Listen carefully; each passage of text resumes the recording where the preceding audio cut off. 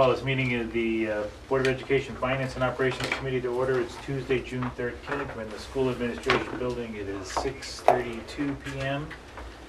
Present from the committee are myself and Mr. Mosier. Ms. Kaufman could not make it this evening. Mr. Farrington's talking outside. And Mr. Farrington will probably be in short. We are awaiting arrival of the architects who are stuck on the highway somewhere because they don't know all the back roads that I know how to get here. So we'll skip over number one. We'll go to number two, which is the capital improvement plan program. Mr. Donovan. Okay, I thought I would share with the committee and the board the sort of the process. Each December, Sean comes to this committee with his capital improvement plan. The Board of Education discusses and approves it. And then each January, Sean and I go to the capital improvement committee.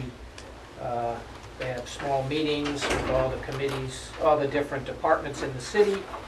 That committee of people, which is in the handout that I gave you, then listens to us. They take then all the information from all the various departments and they summarize and they rank them. And this is part of the planning board. It's a city charter, so it's part of a process. They change it occasionally as the way they gather the data, but other than that, it's pretty much the same. So basically, I just gave everyone a copy of the report for this year. And this year,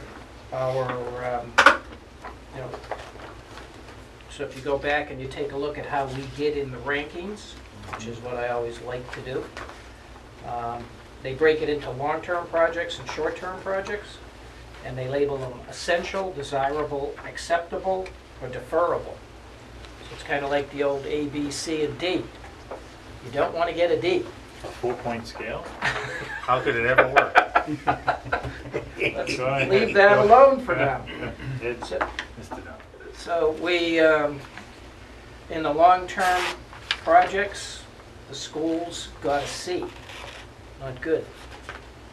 So it's acceptable, but then again, it's... What page are we on? What page? You're on page 13. Where is the...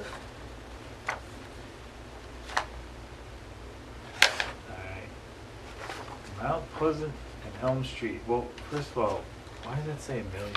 Well, because it's not, it's just the design work. Is Okay. really all it is.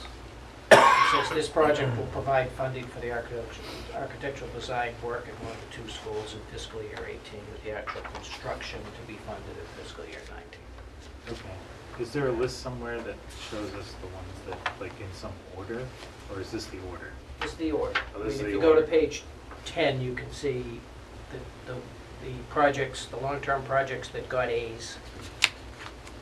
And that's on 10 and 11. Well, let's just see. I want to see those. You want to see who got A's? Let's see who got A's. Fire department? Fire department? All facilities deferred maintenance. Why is deferred maintenance on the long-term capital improvements? It's a good question, since I would expect those would be at least $1 million, but I guess not. Huh. Just defined as long-term. Public health, they're building. They've been looking for a long time. Right.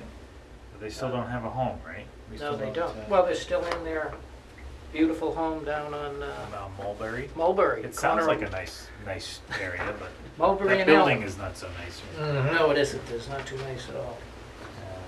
And And, Department of Public Works, the paving. paving, I think that's good for everyone. Right? I think it's disturbing that 2 out of the 3 top things that are long-term capital improvements are things that we should do every year. Yes. But Like, that's just me.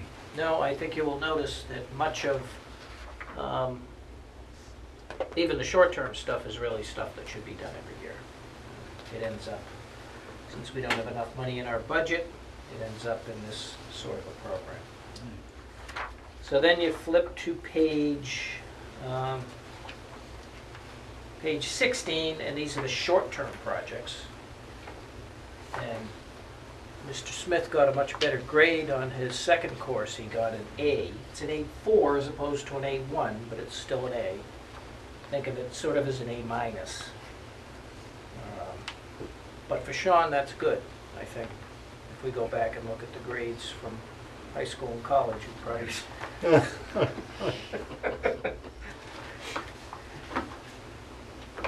And then basically, that's all the deferred maintenance projects. So, on page 18, Yes. Fairgrounds Middle School re-roofing, didn't we just re-roof Fairgrounds Middle School? No, we just did a portion of it, with primarily the shingled areas and then above the cafeteria. So this one is the one that Alderman Dowd recently, I think it's in the budget committee. It's $1 million to replace the roof, which includes the design fee. Yeah, so even that's a B2, it looks like it will get bonded and the work will get done, but not this summer, because we're not gonna have the time to. Right, we'll start the design late this summer and bid it out in December. So simply because it's A, B, C, whatever, doesn't necessarily mean it's gonna flow in that order. This is just a recommendation report. Alright, Okay? alright, we don't do anything with this, correct? So, no, we don't do anything, just let you know that's, excuse me, what all the work that happens. Mhm. And, because the other note, it says over half of the short-term requests, 2.8 million of the 5 million requested are related to maintenance.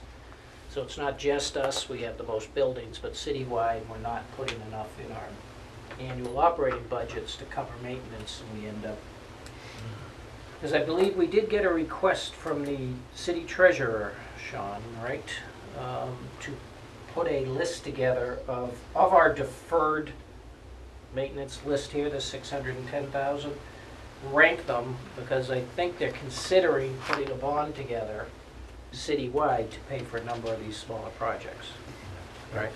Correct. Can we sneak a few more projects in there? Yeah, we'll sneak as many in as we can. Now with this one, Mr. Smith will have to try to be as accurate as possible so we can get more projects done instead of building up a very large contingency like he likes. Yeah, well, the very large lists usually come when you keep on deferring. Sure. Then you have to end up bonding it. And here we are. Alright, I see the architects have arrived, They have. so, why don't we Go to number go one. back to number 1. I'm just, did you say Mr. Farrington's like right out here? He's talking to the superintendent to be in the front. Do you want me to, I just assumed this would be something he'd want to hear. I'll just do you want to just? talk amongst yourselves for a second. Good evening. Was there a traffic jam or did you take a wrong turn? No, 495 was pretty busy, and Coming from the south? we came from the north, went south, up 495, back up Route 3. I see that from So many you hit the places. rush hour pretty good. Oh, We absolutely. did, Yeah. yeah. Pretty much You're right, you're right in the thick of it at that Right, point, exactly. Maybe. About 10 minutes of Yeah. slow going. And especially through the connector Right. and Yep. getting on Route 3. Is that the way you usually come? Or? We've done it the other way, coming from 101, but we still had traffic coming south Right. on Route 3, depending on the Manchester area. Right. So, I would go that way instead of the way Yeah, we went. that's what I was gonna recommend too. Yeah. This is the first time we tried this. so- 195 is a No, it's not crapshoot. a, not a. No, It really is a crapshoot. yeah, Probably the last time. probably. Sounds like it's going to happen. Traffic not being an issue, it's all about the same amount of time too, Yeah. without traffic. If it weren't rush hour. Yeah. The whole thing, the low connector and everything, Oh, that's a mess. It seems like it's always under construction.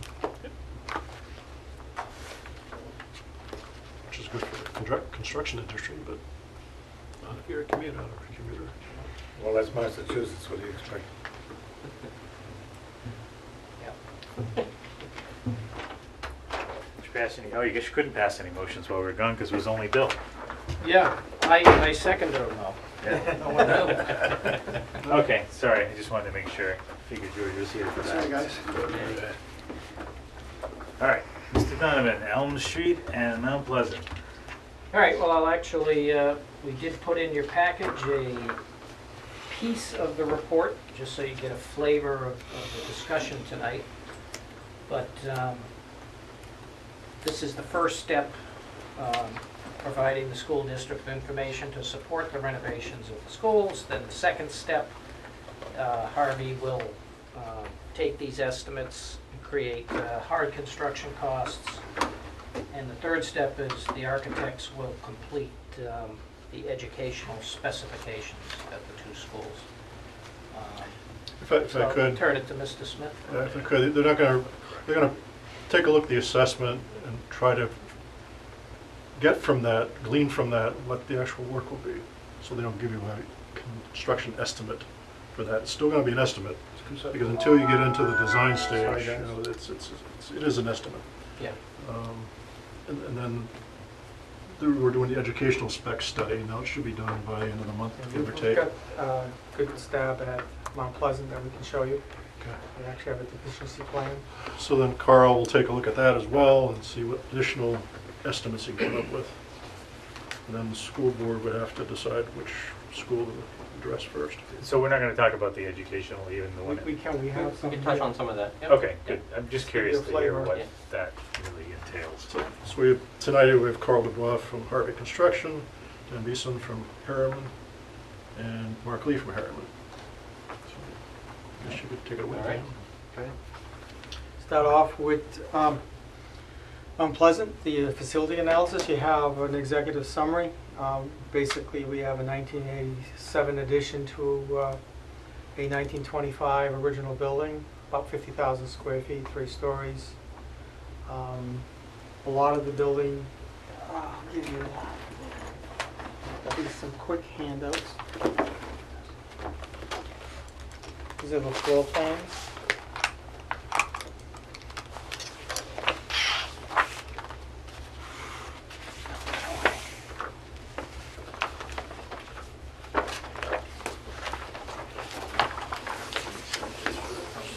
One's for you, one's for me.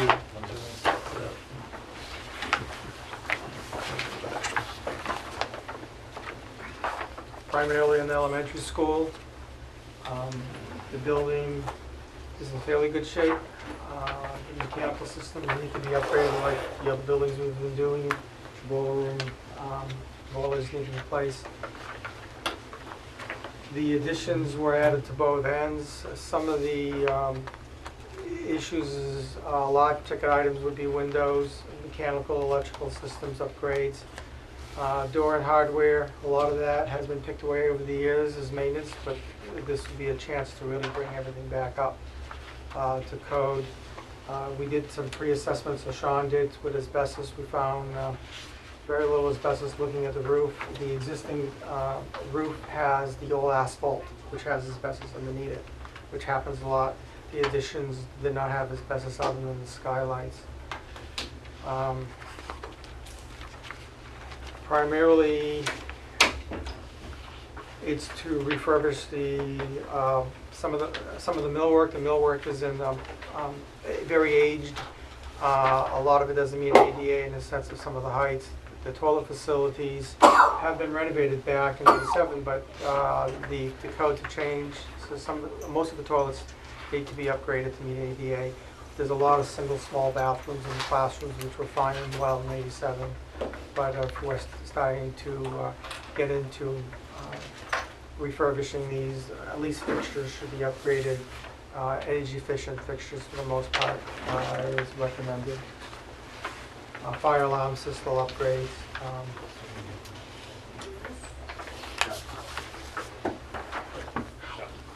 You have your own. Sorry. The biggest issue too is the site is very small. It's about 2.44 acres. Basically, elementary schools will get into the ed spec is usually 5 acres minimum, buildable area. The issue with the site, of course, is there's very little dedicated parking on site. There is some parking in back that is basically for convenience.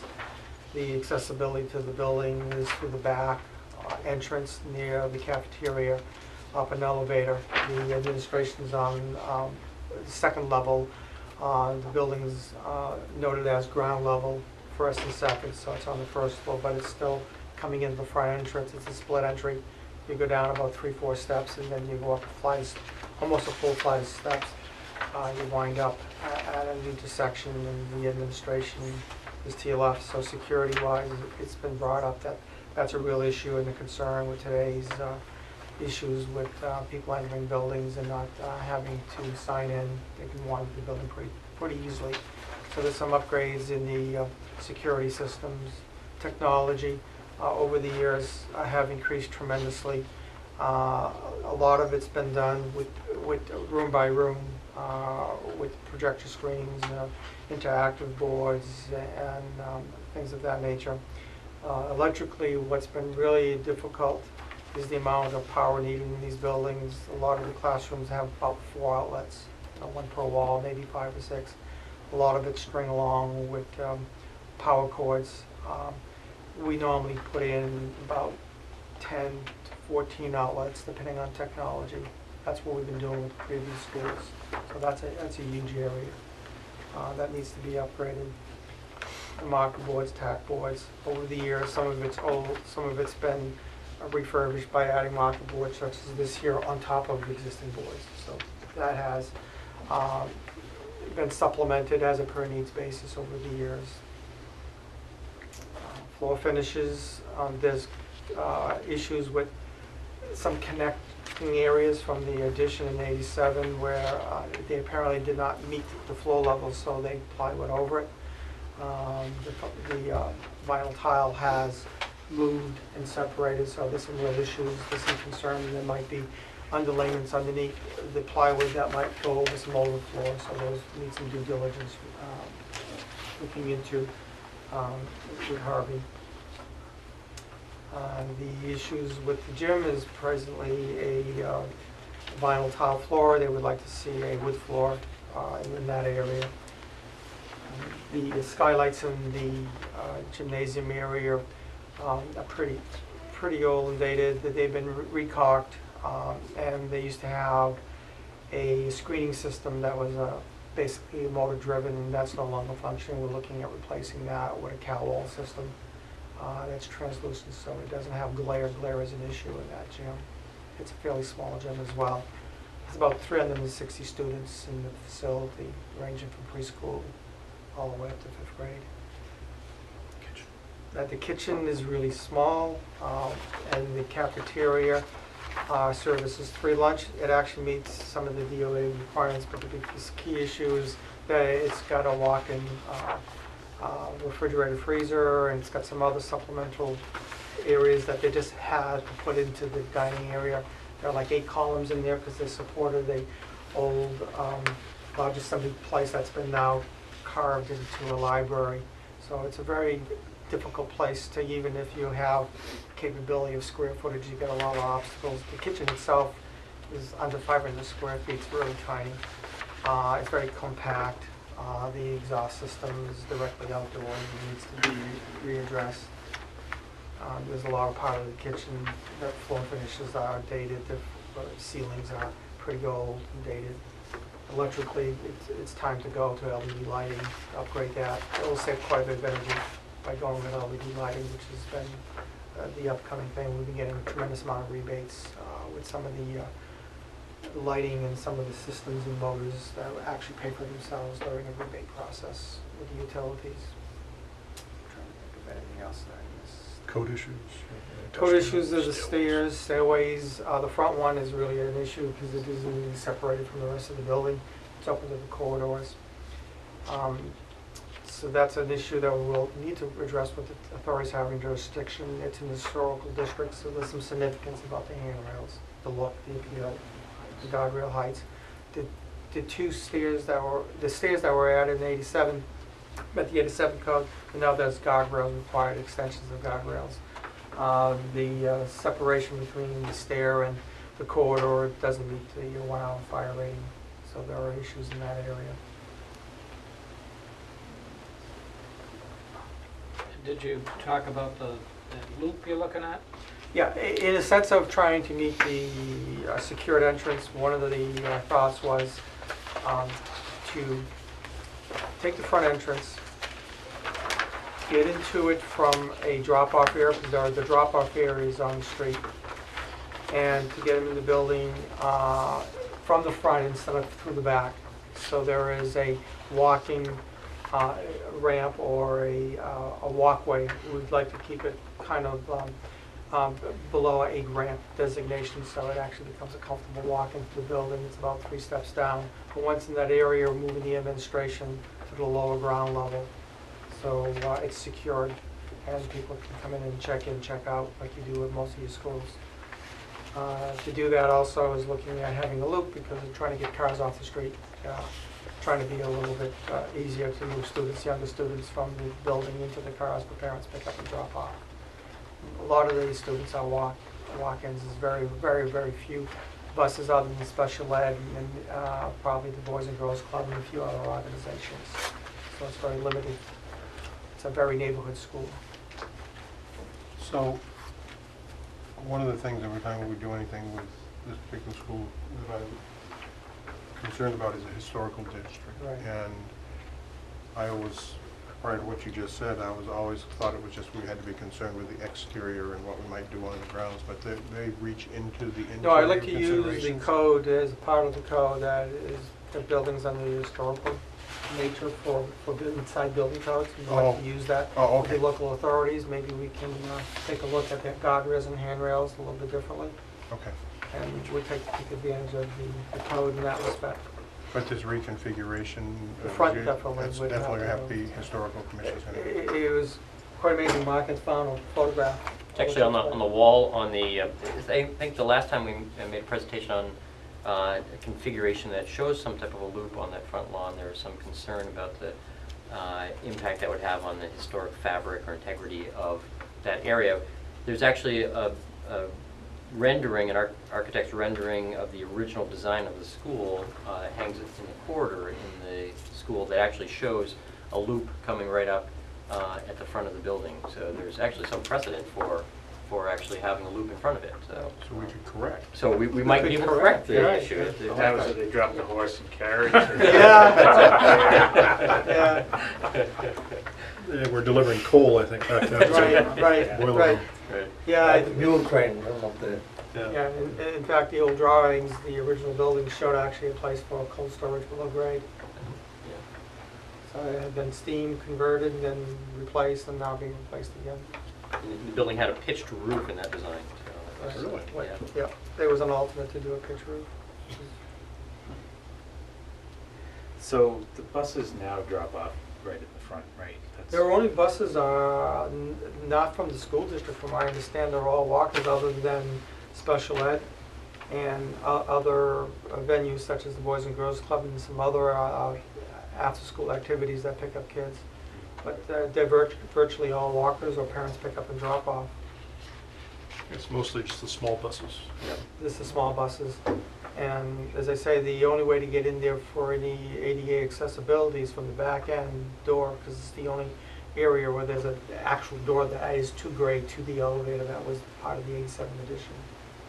So you have to go in the ground level, go up the elevator.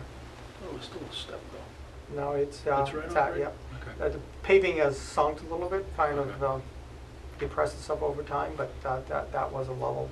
And would you change that? No, we were looking at trying to focus on trying to get an entrance in the front of the building Right. with some of the sketches, and that would also bring people to the administration area immediately, rather than walking up the stairs. Okay. So one of the main issues has been over the years is the heat buildup, particularly in the top couple of floors. Correct. This past summer, we took care of the top floor, you saw the classrooms, and then we'll be starting we should call it the main floor this summer. We already have all the units Is ready to unit on the go. roof ready to go? on Yes. that? Yeah, we met with staff as part of our review of the facility, and probably the largest issue that most cited prior to the installation of that was the climate in the classrooms. That was a big issue. So that's helped a lot. So. But we'd still look to get rid of all the unit ventilators and go with more of a central Centralized system. system. Now, Harvey did do a first estimate on this a year ago. And that number was how much? I want to say 11? million. Yeah, it was $10 million without the front Right. Without the front addition, Site work. without the majority of the site work, not the bus turnaround, that type of thing, we were repaving the back area, in some limited walks, but not what you see here. And getting into the narrative that I've received, there's some additional items that have been requested, such as insulating and drywalling all the exterior walls, stripping them back to the brick. It would be the Yeah, original insulated. building, yeah. 'Cause there's no insulation. There's no insulation. In the original building, It's multi-way. basically. Insulate, Yep. Plaster. Beyond that, the scope of the narrative is very similar to what we've been doing on probably the last two schools. And this one probably closely resembles Broad Street with the new entrance and moving administration so that you have a secured entrance off the street. Right now,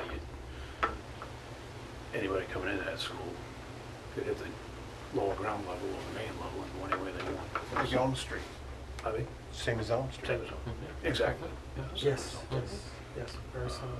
So that done a year ago, based on escalation, based on the added scope, we could be, I'm thinking in here in the $12+ million range for the school, based on past cost history that we've had, based on the 5 schools that we've done, escalating things out. You see an increase in materials. Right now, they're Construction. talking 4 to 7% this year up here. This year. There's a shortage on labor, and things are starting to move, so, depending on the timing of this, I'll deliver you the revised estimate, but we really need to talk out when you would look at a start date if you were going to move forward with this. It's going to be at least a year out based on the design and approval process, so, I'll probably put 1 year in, but then you'd have to wrap up based on, if you decide to push this out further than 2020, for example, we'll price it It also at lacks 218-19. swing space as well. There's Yes. no swing No space in swing the space. school, not at all. This has the smallest gymnasium, I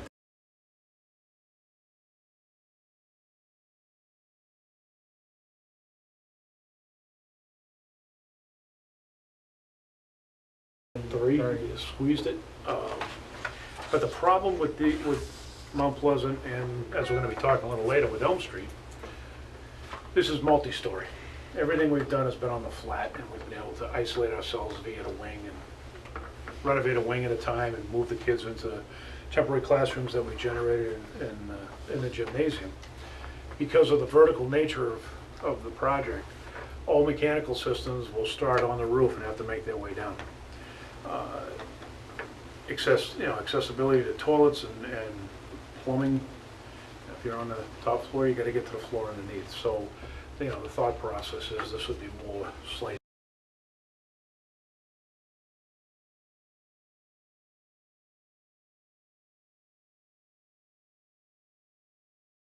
Above the floor below you. So we're looking at it as, I think I had 5 or 6 temporary classrooms in the original number, set up out back for the duration of the construction process. You got room for that many? Yeah, actually, I provided a plan, I can provide it to you again, Okay. that showed where they were going. It's gonna take up part of the playground area, obviously. So 3 buildings, Pardon me? 3 two-classroom buildings. So I think it was 3 twos, Yeah. so 6. And again, looking at it on a vertical section, moving them out, do a vertical move the next section, that type of thing. And again, we'll make the best use of school vacation in the summers and school vacation, those weekly vacations that they have during the school year. But the nature of trying to get through this one's going to be much different than what we have completed in the past. Plus you need staging area. Plus, we need So it's stage. gonna take up the front Oh, line. yeah. No, absolutely. So how many vertical sections are there, if you look at it that way? We're in the process right now of trying to develop that. Mike Halliday, who has been on all of these schools, just 3 days ago handed me his ideas. So I passed that by our general superintendent, and we're going to sit down together and try to figure out how to walk our way through this. Mike's on to Elm Street now, trying to look at that one for us. So I will have that in the package that we're delivered to. And there's certain areas that you cannot do during the school year, as we all know. Your cafeteria improvements would be what we call a summer slam in the 6 weeks from the time school gets out to the time the teachers come back. We have to complete certain areas while school is out, one being the cafeteria, the kitchen renovations. We would probably like to use the summer to try to spider route with conduit and piping and everything that we need to, so that we're not disrupting any of the programs going forward once school's in session. So this one, like I said, this one's a little different. Probably gonna end up having to find some locale parking away from this based on the trades that will be coming in. One of our people, there's not a spare parking space to be had at this school during the day. So we're probably gonna have to look at either down at Ball Park or what have you, and truck them in and truck them back. So there's gonna be some significant cost just on the temporaries. I mean, we were building these temporary classrooms out pretty economically, reutilizing marker boards, reutilizing carpet, reutilizing doors and frames. And here, you know, I just took a cost of a rental, and it was $95,000 for 2 classrooms for a year. So there's going to be some costs associated. That's not connected. That's just a drop them, the rental cost. You know, they still have fire alarm put in them, plumbing, sanitary, you know, foundations to sit them on. So there's going to be some significant costs, and I had that in the first number. Like I said, what I didn't have in this number was the extra site that I see here, the main addition, or the front addition, and how to create the new administration space, stripping and redoing all of the exterior wall, and drywall and insulation and what have you. But you've seen the dividends by just the amount of insulating that we've done in the other schools. You've seen and having more high efficient equipment and lights, you know, the energy consumption, you know, as a taxpayer, I'm thrilled to see it, how it was dropped. I mean, it's going to pay dividends over time. So you know, I would expect you'd see the same results here. So the ed spec study, you mentioned So you want to stay on Yeah, the we ventilation can- sort of stuff. We can sort of talk about Mount Pleasant at this point with that. We've got some handouts, I think. That's the, Also.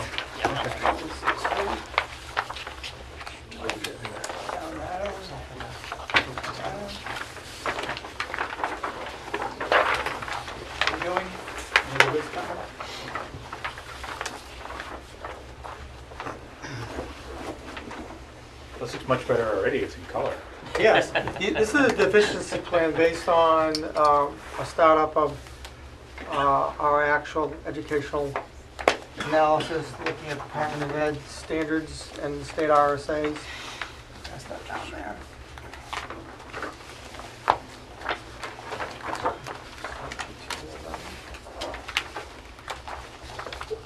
What the colored version is a recap of the printed version.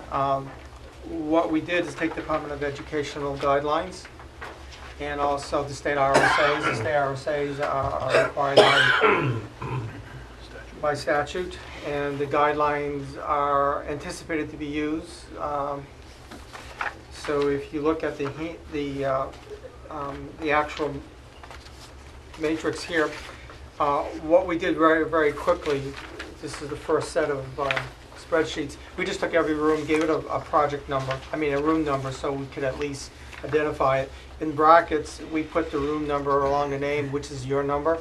So there's some kind of consistency of finding these spaces when we talk about them, because you use numbers just for the rooms that you really occupy. The smaller rooms get left without numbers, so we need to have all the numbers. So the first series of pages is just an accumulation of present space use.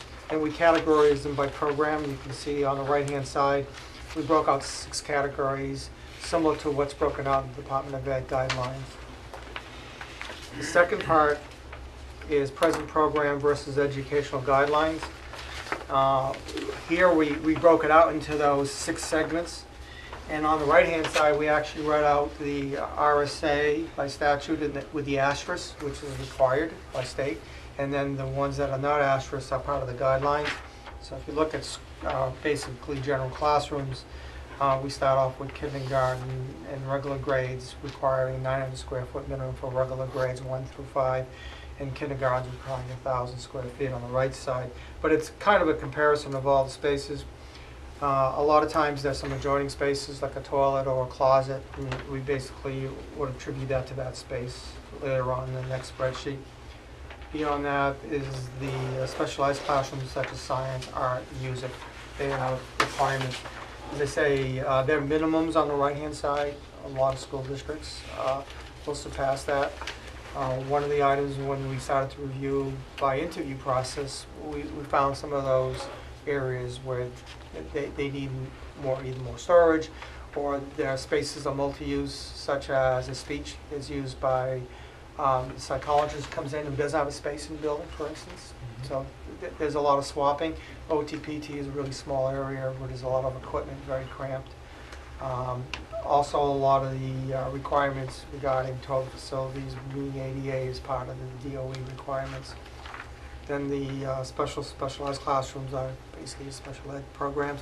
There's very little guidelines, but there are some old matrix way underneath that I put in from previous requirements from guidelines, old guidelines from the state of New Hampshire, and library, administration, nurse, etc. But the easiest way to look at all this is, of course, this color matrix. You can see on the program use on the upper left hand has all the general classrooms. We broke kindergarten out because it requires 1,000 square feet, general classrooms, etc. The colored areas that are dark are absolute deficiencies by DOE standards. The slash marks are either really close, like regular classrooms in 900. You've got many of them in the 850s. You basically use 36 square feet per student. That's 25 students. Most of the district uses between 18 and 20 students in the classroom. So if you use that matrix, we've always been successful at the Department of Ed to get a waiver on those classrooms because you typically don't fill them up to 25. So that's why we did a slash. Those are close enough. There are areas like the kitchen is just really small for some standards.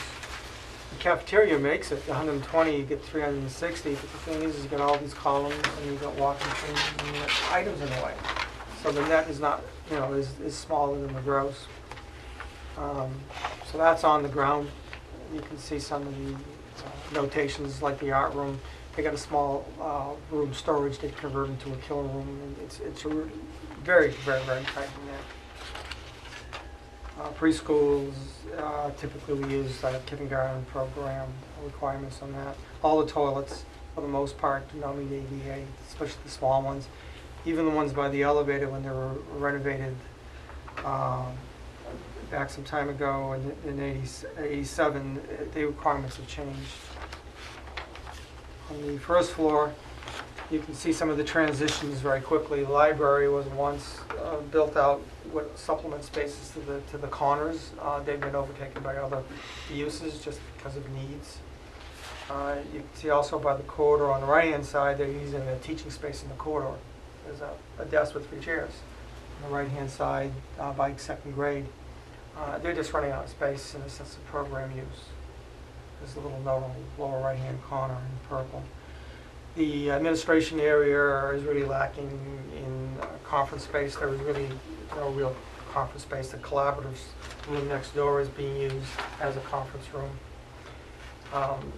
The health area, nurses area, just lacks a lot of smaller spaces that should isolate students when taken care of. You can see that on this floor, the only staff bathroom is one in the middle, and it's shared by quite a number of staff trying to work within these spaces and finding time to take a break. The behavior, after-school programs, those are all been taken away from the once was part of the library area. So that should revert back just to meet standards. The upper floor is mostly classroom space, is in pretty good shape. There's some adjoining spaces like up in the 5th grade. There is some breakout space or testing that are basically adjoining throughout the spaces. There's also some by the classrooms where you've got some push and pull out spaces. that need to go through a classroom space. They all make do. I mean, the teachers spoke highly of the facility in the sense that it meets the needs of the neighborhood. And they like the school and like to see it stay. But these are some of the issues at hand by standards. And back to the page that I first handed out in the intro, and some calculations of square footages of upgrading if we did ground floor, first floor in general. It would require about a 5,000 to 6,000 square foot addition to the DOE requirements.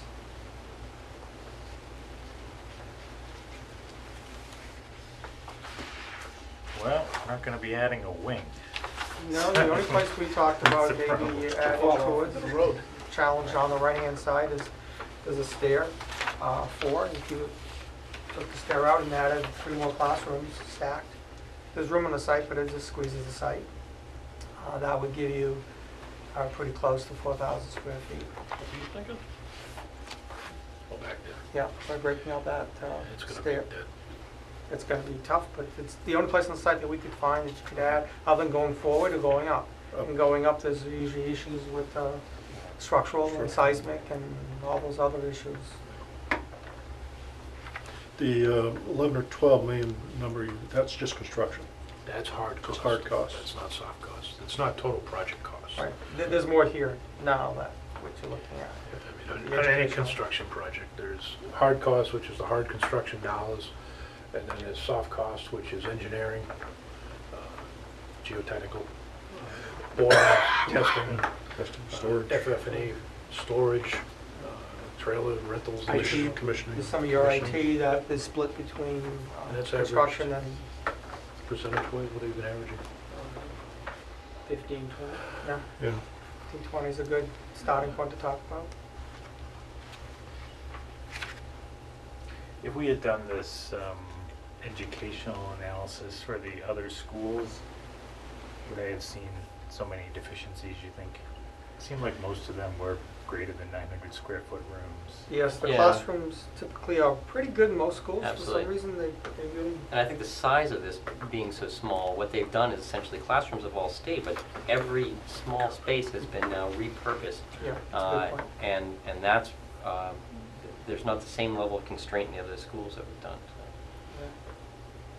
And on the other schools, we added the mechanical rooms to wings that were accessible, so it was not intruding through adjoining classrooms by having ductwork. They were all able to be fished through some of the rooms that were pitched internally, so it gave us space to run ductwork. Here, we're going to be cutting into floors, which is even going to further reduce the square footage of some of these spaces. Got to create chases, vertical chases. So that's going to be another challenge in how that affects the ed standards. Mechanical all goes on the roof. It would have to. There's no other this one. one. There's no other place for it. What about this, all this stuff that's currently inside the cafeteria, where's that gonna go? Well, that's another aspect of the fact that the kitchen is so small, so how do we reconfigure that area to create more room for the kitchen? One option is trying to push out on the backside, and then that would potentially create some more space for some of those coolers that are stored in the cafeteria right now.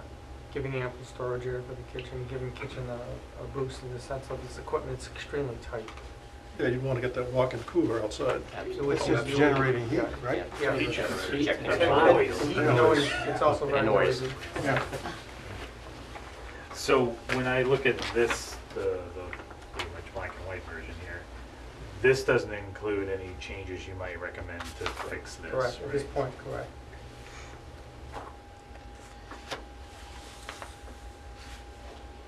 But you did say, to Bob's question, that if you had done this at Broad Street, let's say, or at Sunset, There that would would have just been finished with. some areas, but you were fortunate in both of them, you took care of the administration areas Yes. because of potential intrusion.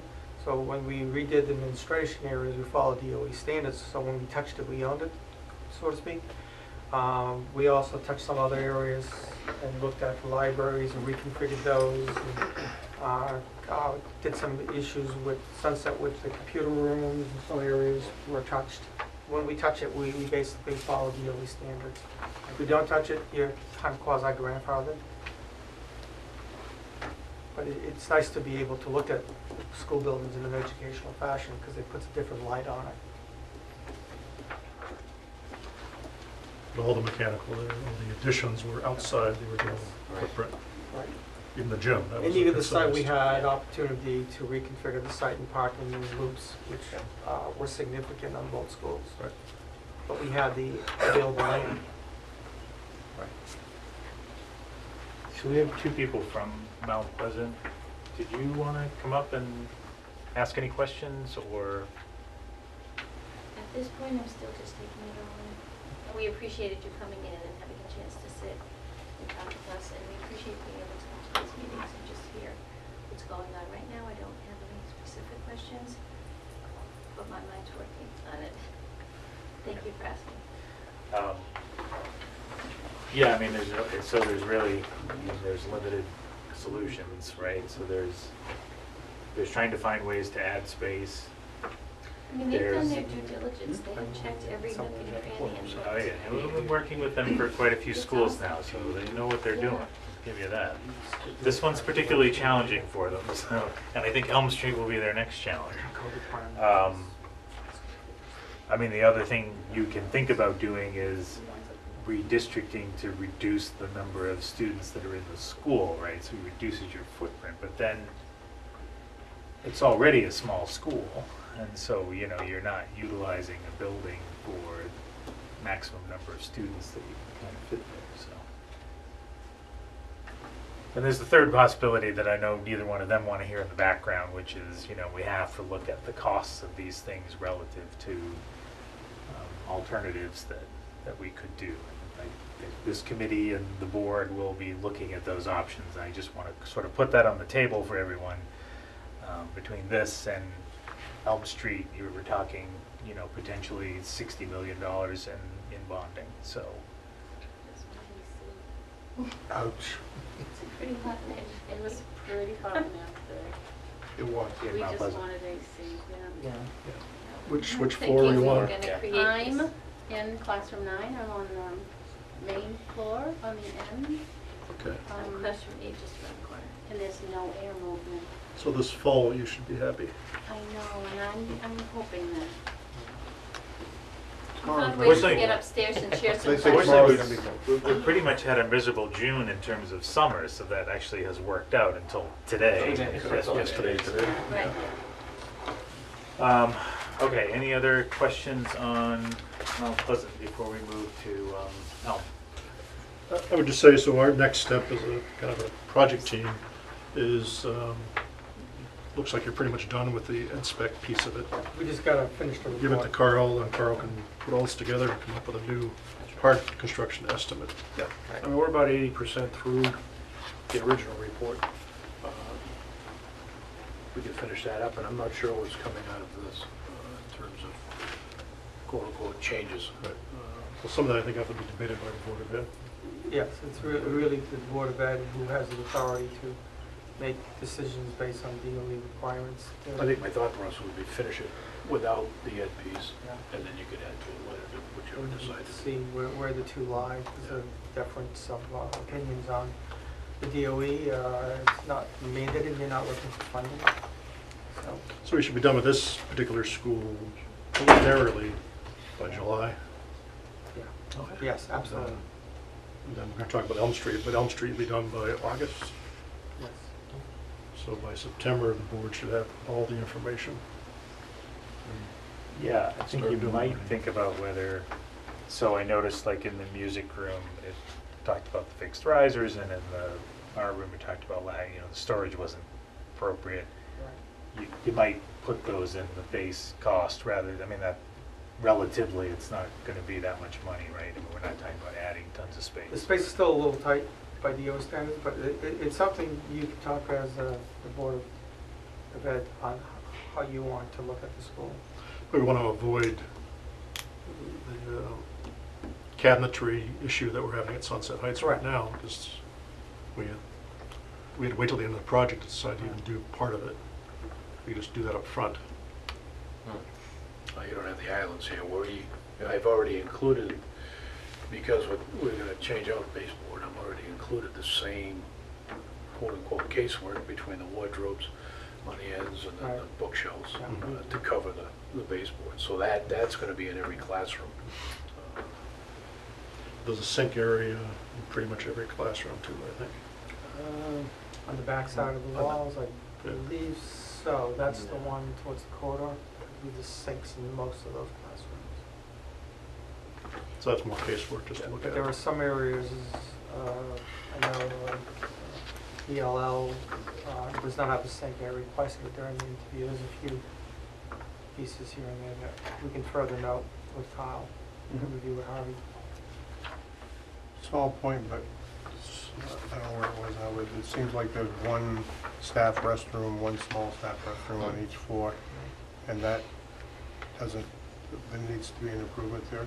It's The just, code, it's not a code issue, you have it in the facility, it's one of, again, part of the interview process, and can share their break time, they're all searching for a place, and they're actually They'll using use the small- student toilet rooms because there's just no time to. Right, and there are some that are near the adjoining classrooms, and some teachers realize that that's available, and during the interview, some of them discovered it, the interview process, oh, now I know. Those are very low toilets, right? Right. But Very small stalls. it's there. And At So- one time, we were talking about taking this apart. yeah, that's going to be the real issue. Is part of the facility analysis. You got issues here, and part of the educational. You've got The you know, trade-off between Right. Yeah, so educational now space you're. and- Plus, I was gonna say, if you're Proper gonna address restroom that, you're space. gonna take more educational Well, space away. that's where we That's came right. up with the 5,000 or 6,000 Yeah. potential additional square footage to complement the Department of Ed guidelines. Yeah. But where do we transition from the facilities to the ed? There's definitely different points to focus on. That's why I was asking Dan earlier, I'm saying, with all the stairways, and it would take a study and determining, I'm just curious if there was a way to leave these three and there's one out back Yeah, here. and we can do a quick Look at egress what you analysis. Potentially could, right, as long as we have our, Easy And way that to becomes a capture. communicating stair. Where would you it's converted. It's So we convert that into floor space Right. and not stairway. Because it currently doesn't even meet You got code. 3 stairways that are Then you- generally close to being code, that are enclosed. Right. You might need capacity, but we have to just run the You numbers. gotta run the numbers, but it might be an easy way to capture some Some square space. footage. Yeah, You know. Especially when we're coming into the building, we might even be in the. The one that faces the road There's or 1, one of the 2, ones 3, to and the this back? is an egress. The main door, one. Gymnasium. Try to capture, so you get two in the back, That looks, you know, maybe not on one level, but, you know, maybe you can capture it on the ground and have it still exit out on the main level. yeah, keep that one, keep that one, so, but Capture it keep upstairs. those, this is the one that's the hardest. Okay, so you're still going in the front of the building. But if you look at page, what is it, colored or black and white? Colored. this one, I mean, If you repurpose the front entrance, you've got some opportunity there. yeah, if you consider this, that does help alleviate some of the pressure. Square footage pressure.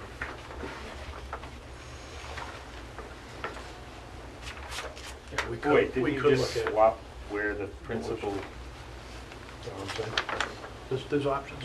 Right, well, the principal is now would go down to the First. basement or the first floor, and that would be converted to classroom. That was one thing you've already Yes. included. Yeah. Flip So through now we're these talking and- about taking the main stairway potentially. It's gonna take a study. I was just looking at where could you capture some additional space Within. within the shower. confines of the exterior walls. You know, the other option, Sean, is you could do an exterior stair and a doorway on the wings. That spiral stair still used or not? It's been No, closed that, off. Not- You know, if you take that Maybe out, you store could put things two in it. doors, Yeah. two stairs if you Looks had like, to. looks like a secret entrance. Yeah. I know. I'm just saying you could recapture that as a means of egress, small sort of stairs, and, you know, you could recuperate, or recoup the, not recuperate, but recoup the square footage in the main part of the building. So I think we can move ahead towards Elm Street. Just, I've given, or in the package, you've got the executive summary and a small amount of studies. If you want the entire study, I can get that to you. If you wanna see It's all worth the- a read. worth the I read. mean, it's gonna come to, we're gonna take this to joint special at some point, right? One more. I know Alderman McCarthy was, I think he was trying to get us to pick one. I mean, I'd rather have, kind of in a lull here in the construction committee area. It'd be kind of nice to have some of the people that have done this before kind of look at some of these things and try once it's all done. So I don't think we need the full report. I think we can do with what we have here. Okay, this school was originally built under the WWPA program that's in green on the first cover sheet, about 110,000 square feet. The 600,000 dollars? 600. Yeah, 600,000. 600,000. We actually found some We'll take two. history, I know. and it's amazing. Best investment the city's made. It's got some beautiful I mosaic wonder how many people tile thought work. it wasn't. Yeah, right, yeah. 600,000.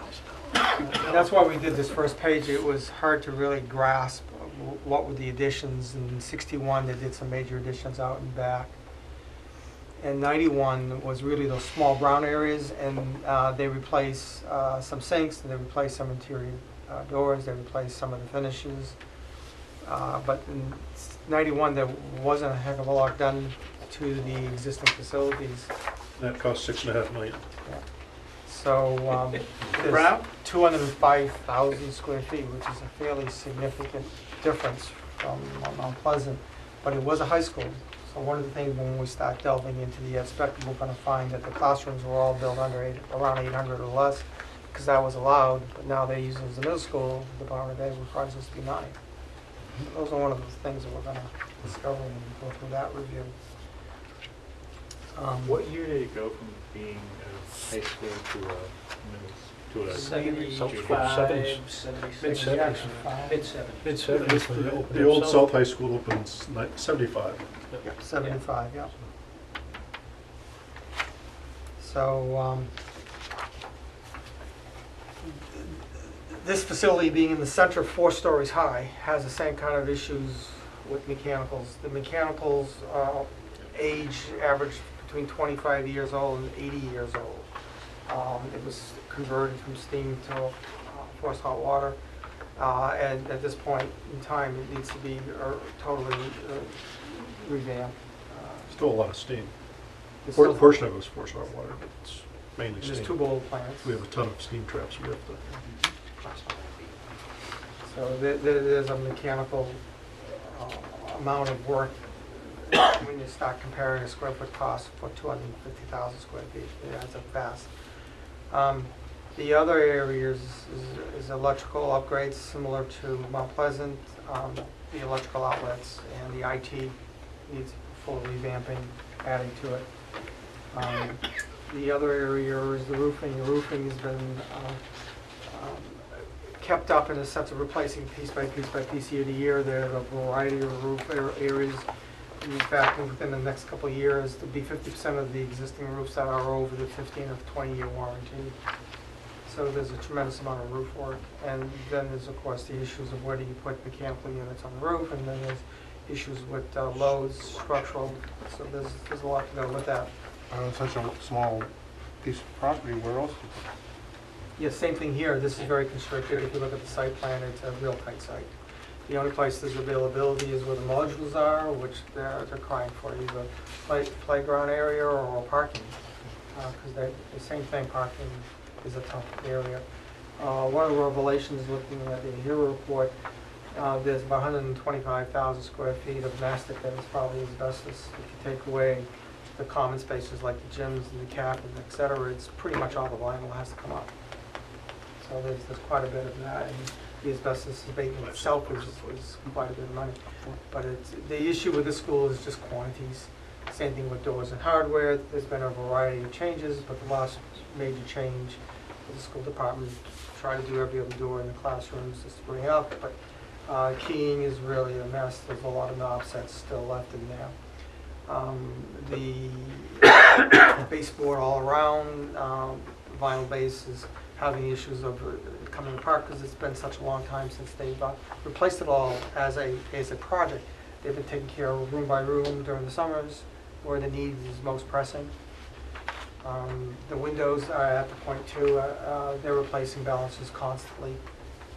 The windows need to be replaced. They're very large, and that's part of the issue. They're heavy, and they really ought to go with a more modern. The existing building is not insulated at all, so there's the same issue with the exterior wall. The additions have been insulated minimally. Floor structure. The floor structure's all over. This is the concrete structure of the four-story original building.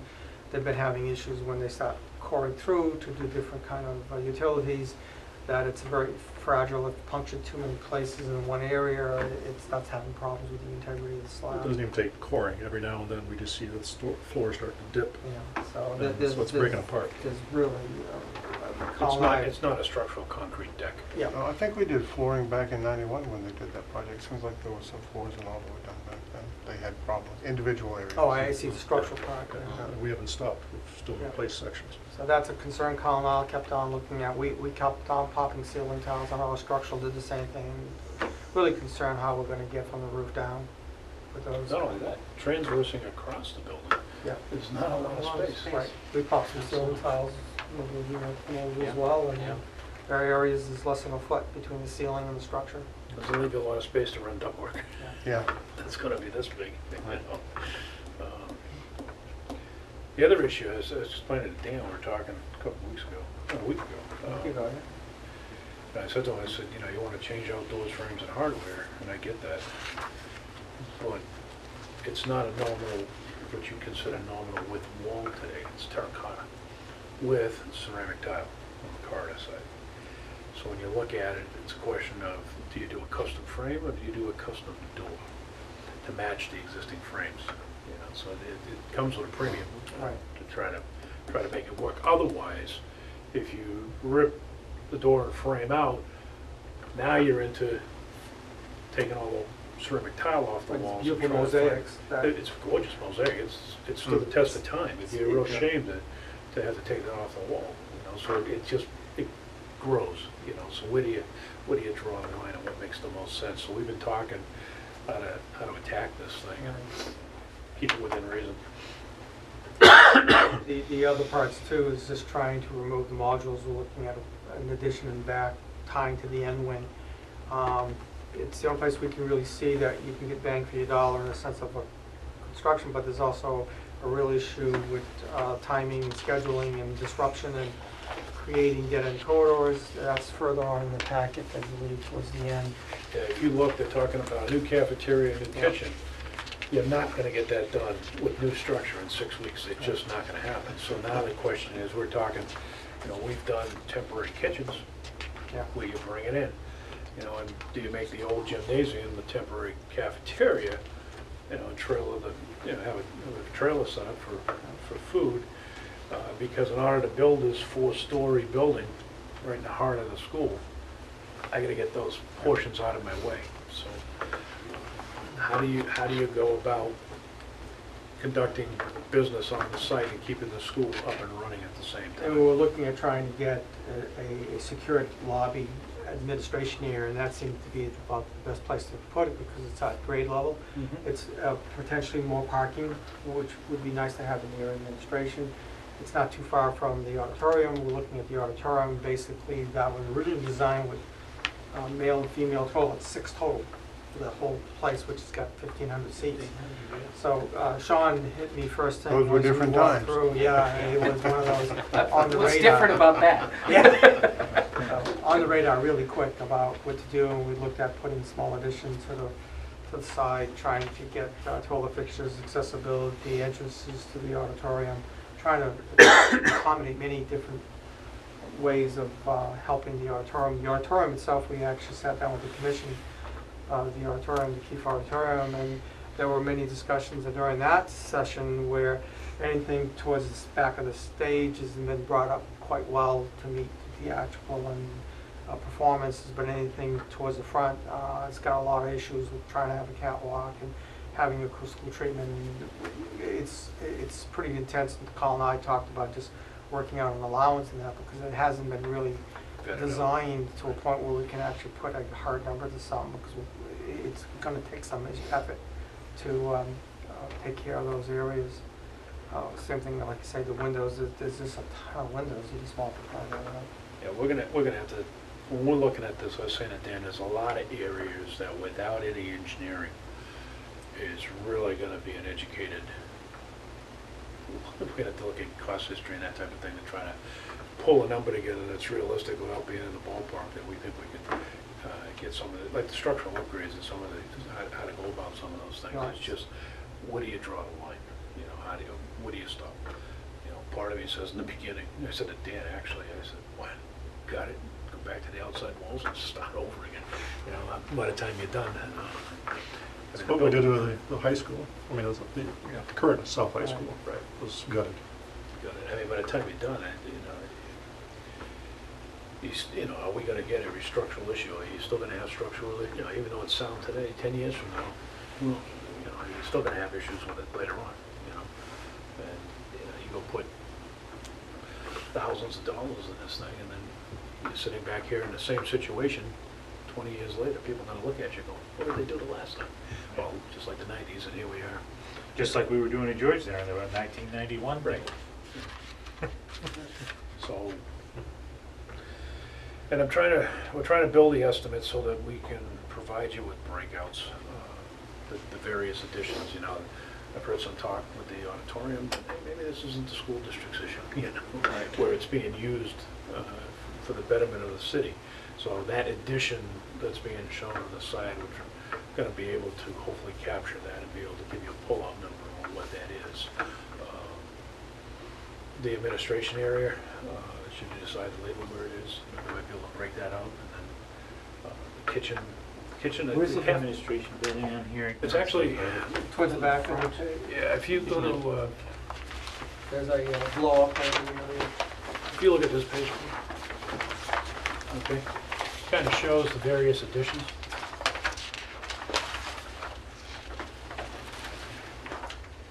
Okay. So, you know, adjacent to the, would that be, to the south side of the auditorium, they've come up with a real creative way to increase the quantity of toilets, having a good breakout area, some additional storage, how to access from an ADA. Because this basically slopes back in there, so we're trying to capture two entrances. That foyer floor would actually have a slope to it in order to try to catch it at both ends. Be a display area, it can be part of a greeting area, an area to gather, especially with breaks. There's really no place right now. The back foyer is very tiny. Kind of reminds me when you walk out of the palace, you know, you're constantly on a, wouldn't be that steep, but you're on a. It might be broken up into Yeah, tiers or something, platforms. but just to try to take care of the outside grades, pick up a couple of stairs that, right now, one of them is coming out of almost a basement stair towards the front of the auditorium. Trying to get the balcony accessible from a point of controllability too as well. But as you can see, I mean, I think the addition would probably be, I'm looking at it in my head, it's 3 additions. I think I've got to get the cafeteria kitchen out of my way to get to that 4-story addition, which is inboard of what we're looking at, of what's there now. And then maybe after that, because I got to maintain egress, then we are affecting a stair at the end of that. Right. At the end of that corridor. So we got to look at how to maintain egress, you know, fire drills, things like that. I don't think there's a way that anybody could come in here and say, I want to do that entire back addition in one shot. You just cut too much space off, too many points of egress. And I think if we concentrated on getting the cafeteria kitchen out of the way, build a 4-story, and then work outboard, Like build you the said, kitchen and just take cafeteria. the kitchen, leave it there for a while so there's a place to set up food. Or even possibly getting a price on a temporary kitchen. We did it at a hospital, believe it or not. So it can be done, just gotta weigh out. And the other thing is, we already have 4 classrooms, portables out back? Yes. Yeah, there's 4. 6 classrooms. 6 classrooms. How many are we gonna need to try to get this done? I mean, you know, in the beginning, if we did the addition and not touch the renovations, I could recreate the cafeteria space and in the gymnasium A, leave you with gymnasium B. Once that's done, then we could probably bust up gymnasium A unlike an elementary school, correct me if I'm wrong, I don't think you can give up phys ed. That's a credit requirement for graduation, so we're gonna be real careful how we do it. So, I mean, well, it's not high school, it's actually elementary now, when I say it's actually elementary school. middle school. It's a middle school now, so we, whether we can take the gyms, that's probably an option. Effectively, I have 3 gyms here, so I would think it'd easily take the old gym up in front. The one in the back is it's double gym. There's a big divider down the middle. So, given again the small site that we have, did you look at using any of the courtyard to address some of the needs for The biggest additional? problem with the courtyard is once you start burying it, you're losing daylighting into the spaces, which is really frowned upon. Department of Ed, of Okay. The getting cost, some educational viability. Daylighting is an extremely important as part of education. and the cost of building it in that space, getting in and out, getting materials in and out of Right. it. that would- Yeah, just asking. No, that. just. No, it's a good it's fine, it's a question. good It's No, no, I question. get it. Just Yeah, yeah. trying to give you a Asked all the point, so, time. why it wouldn't, it's really not Yeah. viable, I think. No, I think the questions are It, fine. it can be done, but there's issues of how you capture daylighting by other means, either through clear stories or skylights or Yeah. a variety of ways. Yes. But you may capture some space, I don't know how usable it's gonna be, but, the thought is you have 2 floors of, locker room space, and That the was another one. possibility of, maybe we look at, I'll let you explain. Yeah, what you're looking to do. the main new gym has a locker rooms at the basically halfway points. From the gym, you walk into the stairwell, it's half up, half down. There's no ADA accessibility. The showers are not being used as they were meant to be. Very few people use them. The fixtures and the shower curtains, all that it's not really being used. And if we're to refurbish that with refurbishing 2 levels, ADA accessibility with some kind of elevator, lula, or lift or something, it just eats up more square footage. Yeah. So we looked at it, if you take away the 2 spaces square footage minus the potential elevator and the stairs, we might be able to do with just 1 level. So come off the gym at the regular level Mhm. and cut it in half, boys and girls, meaning lockers for PE and lockers for some athletic. And we believe we can make that work and still be very functional. And take advantage of the space without playing a room volume to get in there. So we started looking at some of the educational issues that came up from the staff comments, and that really focuses around, in some ways, the fact that it was originally high school, so a lot of the classrooms are 700 to 750 square feet, and that was fine for a style of education where it was mostly sitting in chairs and looking at the front of the room. Middle school classrooms require a little more space, a little more active in terms of that level of development. The arrangement of the classrooms too is not what you would normally put for a middle school, where teaming is a big part of that transition from a single classroom environment to a high school environment. So that along that transition, currently they do break out into 4 or 5 classroom groups, but right now the building doesn't support that grouping. It's more departmental with English and math and science all clustered together. And so there's a lack of that team space too. One of the big things was the industrial technology wing in the building has been developed over time into different programs. As different needs come up, they'll carve it up into a different need. Right now it houses the industrial technology program, the pre-engineering program, and the special education programs are all held in there too. And they're a little bit mixed, not a lot, but a lot of the spaces are lit through skylights. They don't have exterior windows, and so that's a challenge with audiovisual as well as the pervasive climate issues throughout the building, and that certainly doesn't help that piece of it. The music area is a part of that 61 edition as well. So The original building, good solid building. The 61 edition, not quite so solid, and What were they doing in the 1960s? Boy, I'll tell ya. It's the worst construction that appears to have occurred in that absolutely period. from sort of post-war until about the 80s, and things started to be built a little stronger. Very light construction, so. But the music area is poorly laid out. There's the inability, I mean, to isolate sound on one side of the chorus to band, and so chorus practice loses out in that battle, and lack of appropriate practice rooms and storage rooms in there. Again, the issue with permanent risers limits the flexibility. They suggested they'd like them taken out if it were all possible. The administration area is remote from the main entrance. We've talked about that a number of times. Lacks meeting space. I think we have one meeting space in the admin area, and then there's the older historic meeting room.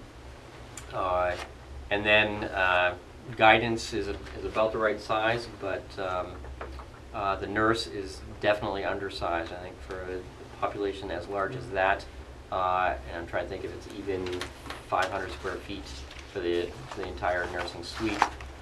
And then the auditorium, Dan's already talked about that. A lot of investments been made in the rigging and equipment, but a lot of it is tired and in need of refurbishment, and it certainly generates a lot of community use. And so it's a wonderful community asset, and it has limited accessibility in some ways.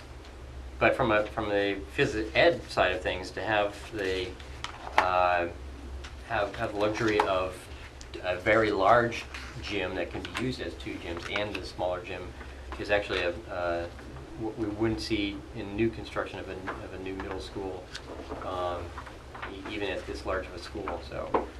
So those are some of the areas that we're looking into, but we'll codify those on a plan like we've done for Mount Pleasant as well, and I'll forward on to you. But based on height of the gymnasium, you couldn't split that. You couldn't split the The smaller existing gym. gym. Oh, the smaller one into, no, right. There's not enough The structure overall height. and Thinking about floor. inserting another floor in there, Yeah, Carl? it Yeah, wouldn't work. right. It wouldn't work. And some of that's going to give up a little bit of the character, that historic character of the WPA building, and the auditorium and the gym are sort of those nice bookends to the beautiful, beautiful spaces. So. Unless you gain more room with the roof, if you're Go not on. demo the roof anyway. Well, the problem Because is, that's really becoming Swiss cheese. I mean, those concrete planks, if you want a fully adhered membrane on top of that, they're screwing more and more screws Into into it, that, so yeah. it's not sustainable. But maybe that might gain you the space, extra space you need. yeah, the question is, can the walls sustain the weight, the additional some weight? issues You in know, Bryson, I believe, in that particular one. it's a lot Yeah, of we may study. need to know. There was Right. some structural So, comments. what, do you want to take a swag at some number here for this building? We're all sitting.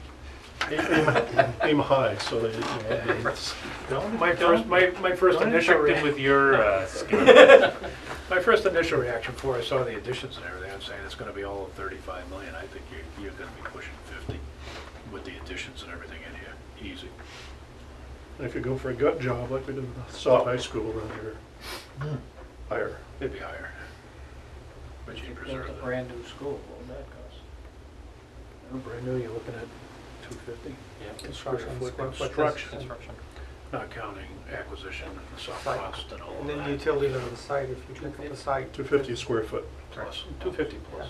Yeah, Site is gonna be an issue depending on the utilities available.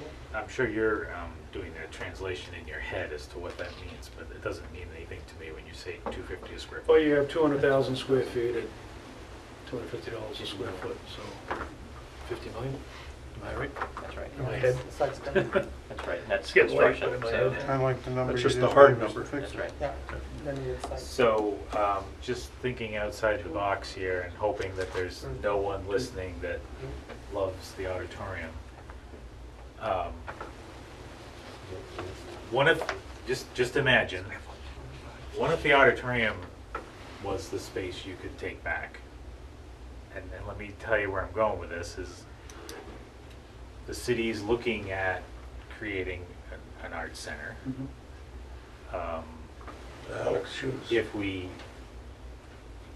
is there any scenario where that saves money on this school in terms of renovation that you'd use for the bond? I mean, it's kind of an odd thing to convince people. And I know that I think as part of that plan, they're still counting on this facility being available because it's bigger. It's gonna be bigger than the thing they can fit in that space that Alex is choosing. But I'm trying to do the math, and I don't know how to do the math because you guys are the construction guys. I mean, you could repurpose that auditorium, correct me if I'm wrong, John, but I don't think you can get 2 floors out of that either, height-wise. It's a very similar. I'm saying if you were, Same volumes. The same volume as the one, the gymnasium on the right. what I don't know is take a floor, bring it Either down, do some filling in, some flattening out. underpinning yeah. or something like that. You might be able to find a way to split it and not have to do the 4-story addition. You know, Or you repurpose it into a kitchen cafeteria. since we're talking, and thinking outside the box, the box being this auditorium, suppose the footprint was the same, but you put the floor down.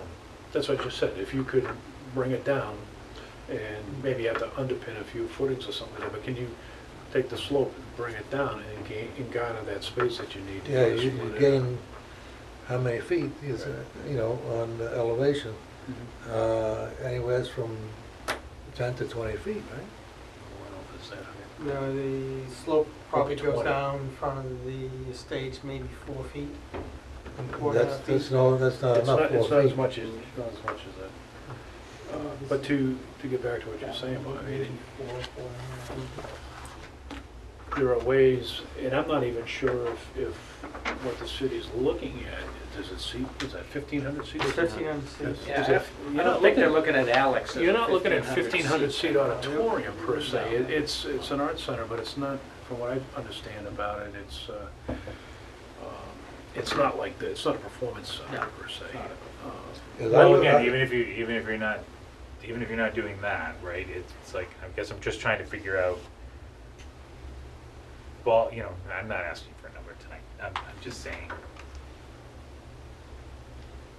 There's often been talk about a venue off. They don't like it being combined together with the school, right? There's all kinds of issues as to why they can't make it work. There's been things talked about, like on Spring Street. I know it's not in their current plan, but you're gonna do this renovation. It's gonna cost a lot of money.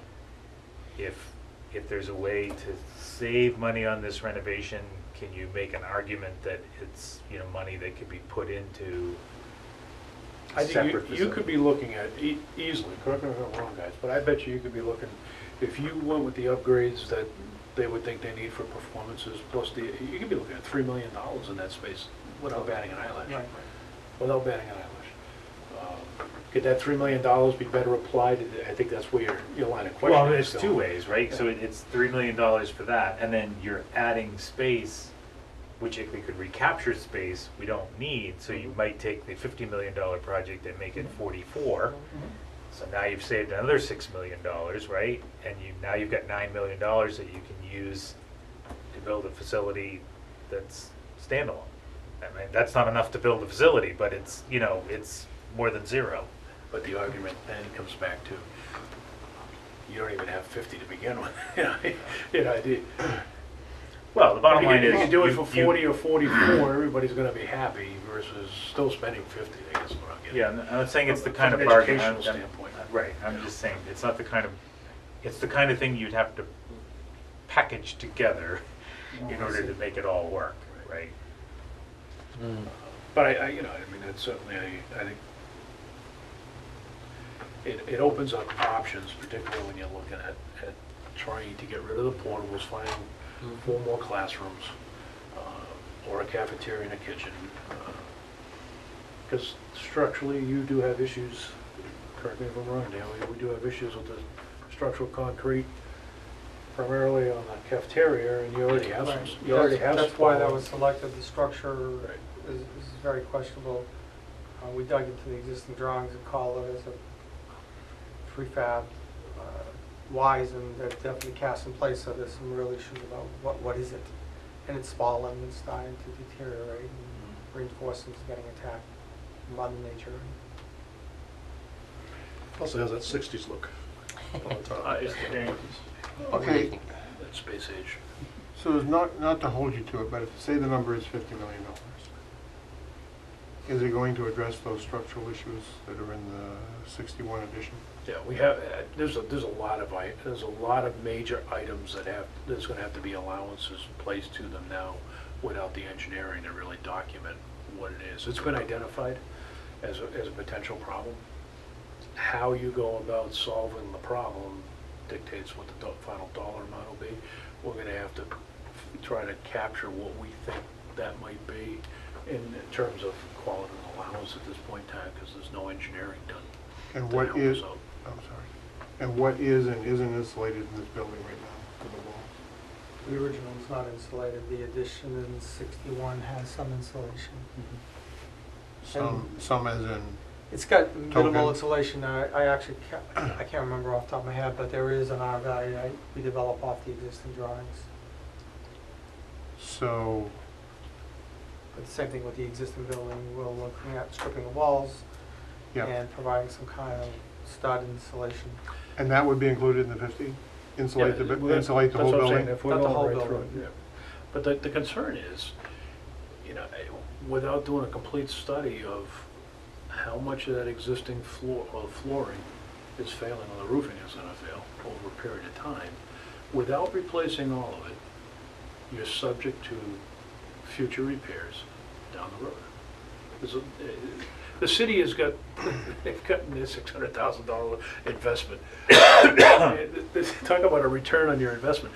This building has served the city well over the decades and continues to, but it's really, it's lacking some major repair work that needs to happen. And my fear is if you don't do it all, if you don't account for it all, how then do you look back 10, 15, whatever, pick a time frame, to have to get back in there and correct things that weren't corrected this time around. Well, I have the time frame because I was involved, I was on the board back in the 91. Right. When that renovation was done, not, the renovation. And so that's kind of what I'm getting around to is, how much do we put into this building to end up with the same kind of quality you would have in a new building? Exactly. In terms of insulation, in terms of light from the building and all that sort of thing. Yeah, that would be a full gut. That's where we're talking about. You're at the border, the edge of looking at the total cut. There is actually a piece in here under the executive summary where I've got some building life expectancies from the Department of Energy data Mhm. book, and the mean average educational facility is 62 years, and you're right there. And then there's a certain percentage of survival rate diminishes quickly. And we know, because I just, when we first started talking about this, so the old high school, the South High School, first one lasted about less than 30 years. So that's an example of what happens if you don't do it right. Oh, absolutely. So if we're not there, we're real close to looking at, Well, particularly. everybody's looking at everybody else. No, no, but- And I know it's an awkward Right, conversation. yeah, when George says "we," he means us. Yeah, not the you. discussion's Yeah, on- no, that's right, I'm not Right. trying to get you Right. in the boat No, that's sinking here, That's fine. but, But when you're looking at the educational aspects and the square footages that are required, that you're not even meeting today. And to turn around and start thinking about, now are you gonna start moving demising walls, and how do you reconfigure it? Then you might as well just either gut it or start new. we just put so much lipstick on this. Exactly. And it's still a, If you turn all the floors, except for the bottom slab, into regular slab, you still have to reinforce Right, you just need a the structure. walls to just- hold that. absolutely. We've done that before, Yep, where yep. we've So you have to inserted add essentially columns an and- entire new structure within the Within, shell of yeah. the building, Yeah. and then all new floors, and then that gives you the ability to open up and do whatever you want to the footprint. It's definitely not gonna be a popular conversation in the community, but, I No, think we're it's not making something any we, friends tonight, I'm sure I Pleasant understand. parents aren't happy either, so, although, I think we must have told them in advance, because they didn't seem too shocked that we've said it. We've commented enough at the joint special about it, so. And I was commenting to Dan when we got together, and I was saying, you know, I'm sure you've got plumbing that is as old as the building, mm-hmm, Oh, yeah. with lead joints or Yep. lead pipe, God knows. Yep. I mean, There's some. Cast iron drains. hmm? I say cast iron drains One good thing. with, with the joint leaded. Lead open. Right. Yeah. Or lead. Lead Lead open, open. or lead, 50-50. you know? Yep. I used to do that. Well, all right, we probably shouldn't dig ourselves a bigger hole tonight. that's enough, that's Save that adequate. for another day. Just, I mean, I just think- one question though, Yeah, do. where the portables are now, is there any thought of putting a separate building there? So we have, Dan, what, for, I mean, would that take administration or some new classrooms or some, you know, then you wouldn't have to build on, rip apart? the only issue I think we start to get to, one of the issues we hear about right now is that the building is large and it takes forever to get from one end to the other. So I think that's going to add more sprawl to the footprint. And so what we first started looking at was where the circulation patterns of the existing, where the classroom wings, so where those additional classrooms are, is right within the classroom areas. And so the idea of taking those portables and moving them right next to that's part of it, in our calculus of trying to put something that's much more compact It works within the circulation of the building. Right. and allows us to separate public areas of use from classroom areas after hours too. How much concern was there amongst the staff for the lack of green space outside for the kids? It was For mentioned, that, again, the lack sports of teams and stuff even like just recreation space, and lamenting the fact that they used to have a little bit where the portables are, and that would just be a field that they used to use. So there were some we asked where they do recess. Well, they don't do recess. Sometimes they use a little bit of the green space in the front. Yeah. Being middle school, they tend to not be as demanding as an elementary school, and you really want to get out there and run around. So But several- all their sports teams have to get bussed. Absolutely, yeah. Absolutely. Yeah. The one unique thing about parking was the fact that down Yeah. at the front of the building, I forget the name of the street, but if you walk down the street in front of the building, you wind up in a large mall area, and I guess a lot of people, when they get assemblies and things, they're just parking that big, huge parking lot. They're kind of accustomed to finding places. It's because it's an inner city. The bank, Shaw's is down Right. there, all that stuff. Right, so it's amazing how creatures of habit, they kind of find places to park, even in the morning. Yeah. Been there several times. If you look around, you can find a place to duck into a space. It's amazing, even though it's. I mean, nobody's asking my opinion, but it would make a great arts/science/performing arts center. Let me ask you. I keep checking my email to see if I've received any yet. Check your tires when you go inside. Let me approach it from a different. What's the enrollment there? 1,300 kids? About 1080? Yeah, about 1,100. 1100, Okay. 1080? How big would a middle school have to be if you were starting from scratch to accommodate 1,200 kids to meet all the standards? Without a 1,500 seat auditorium, because Yes, you probably wouldn't right. have that. So we're right around the 130s to 150 in terms of square feet per student. And so let's say 150 times 1,100. So get a calculator. That's 165? Yep. and so that's approximately the area that you're looking at for a new Times 250. times for the cost times 250. Yeah. And over the years, the studies have shown when you start refurbishing buildings and using the existing circulation, it becomes less efficient. So you're actually adding more square footage to an older building than you would Right, use it. exactly. So there's more efficiency when you do a new building because you're starting from scratch and the corridor systems are all much more That was- efficient. So share that number. 41. So it's 41 million to build a school that Construction will costs. accommodate. Construction costs. Construction, I understand. Right. But still, that builds a building, Right, that meets. state-of-the-art, That meets- insulated, efficient, the plumbing's up to code, So the middle everything. school concept, the team teaching, Right. all that's looked at fresh eye. Right. There is the land issue. You put it right where Sean's building is now, you move him. They have some land. What's that? there's some land that's been set aside in the city. Yadaki, right? Yep, Yep. southwest quadrant. Okay, Dickey Farms. Nice. So I mean, You could just walk there from where you are. yeah. This Well, this is is- probably Brian, not go where you back guys to thought middle this school. conversation was gonna go. No, I I said think we it have at the to- last meeting. the You need the conversation needs to numbers take in place. order It does. to make Yeah. the proper decisions to move forward. And, you know, this certainly flushed out a lot of issues. My only caution is, you know, trying to be realistic without, and not too sharp where the number doesn't hold and not too fat, you know, trying to find that Mhm. happy medium there and addressing everything that's in that, they spent a lot of time, you know, the analysis is pretty thorough and, Like I said, I think we have to go through this process and complete it. Absolutely. And, because we're just speculating, using that as just a number tonight, but. right. No, I get that, but I think, you know, if I sat where you were, I think you need those numbers, you need that information in order to make the proper decision moving forward. But when you look at the combination of the two, you definitely bought yourself a, you know. But, you know, I mean, I remember going through, you know, when my kids were at New Searles when we went through that, and, you know, and they went to Vine Street, and boy, that was, I mean, it would all worked out great, but I mean, the Pretty traumatic experience at the people time. have some love to their neighborhood schools. Yes, and they do. I get, I understand that. Yep.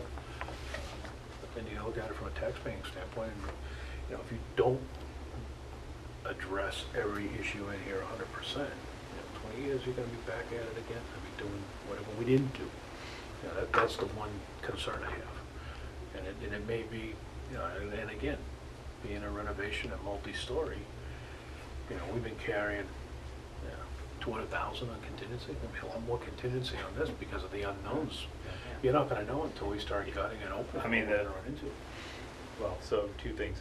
I think the bigger challenge is all those people from Nashua who graduated from that school. Oh, absolutely. Right, so that's one thing, including Alderman Dowd, if you're out there. They're all over Um, 60 now, though, so. Hey, that don't make them bad people. I'm not, I'm one of them too. Of course, as you, now you're, like, if you did this, right, if you said, well, I'm gonna build another one, now you have a building Yep. that still is in need of, you know, many repairs.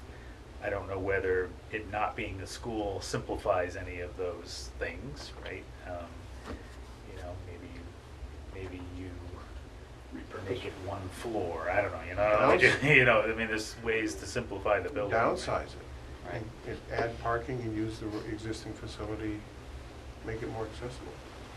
Put Brentwood in a Parking garage. parking garage. We definitely don't want to end up with a Burke Street.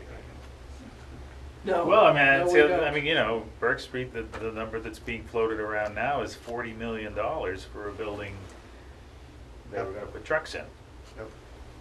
so. Buy a lot of trucks for $30 billion.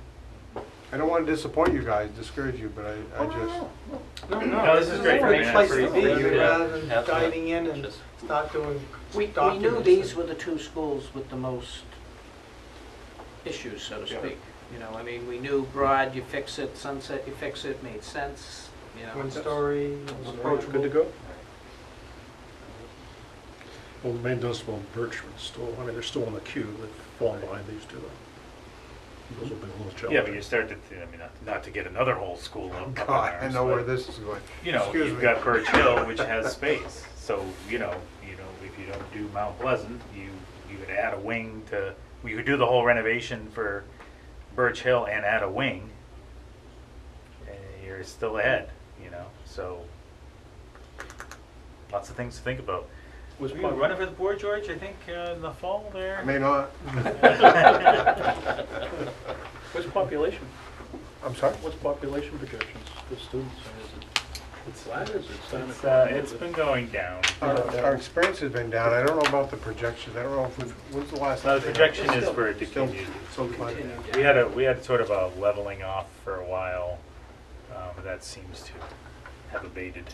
And we're back into slow decline. Not much, but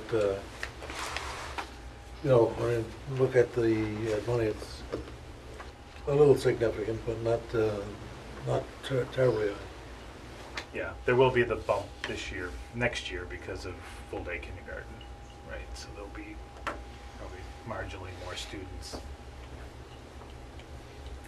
And there's some building going on, you know, there are places being, I think they ended up with more kids in the apartments that are behind me on the Poet Streets there, you know, the Flatley building.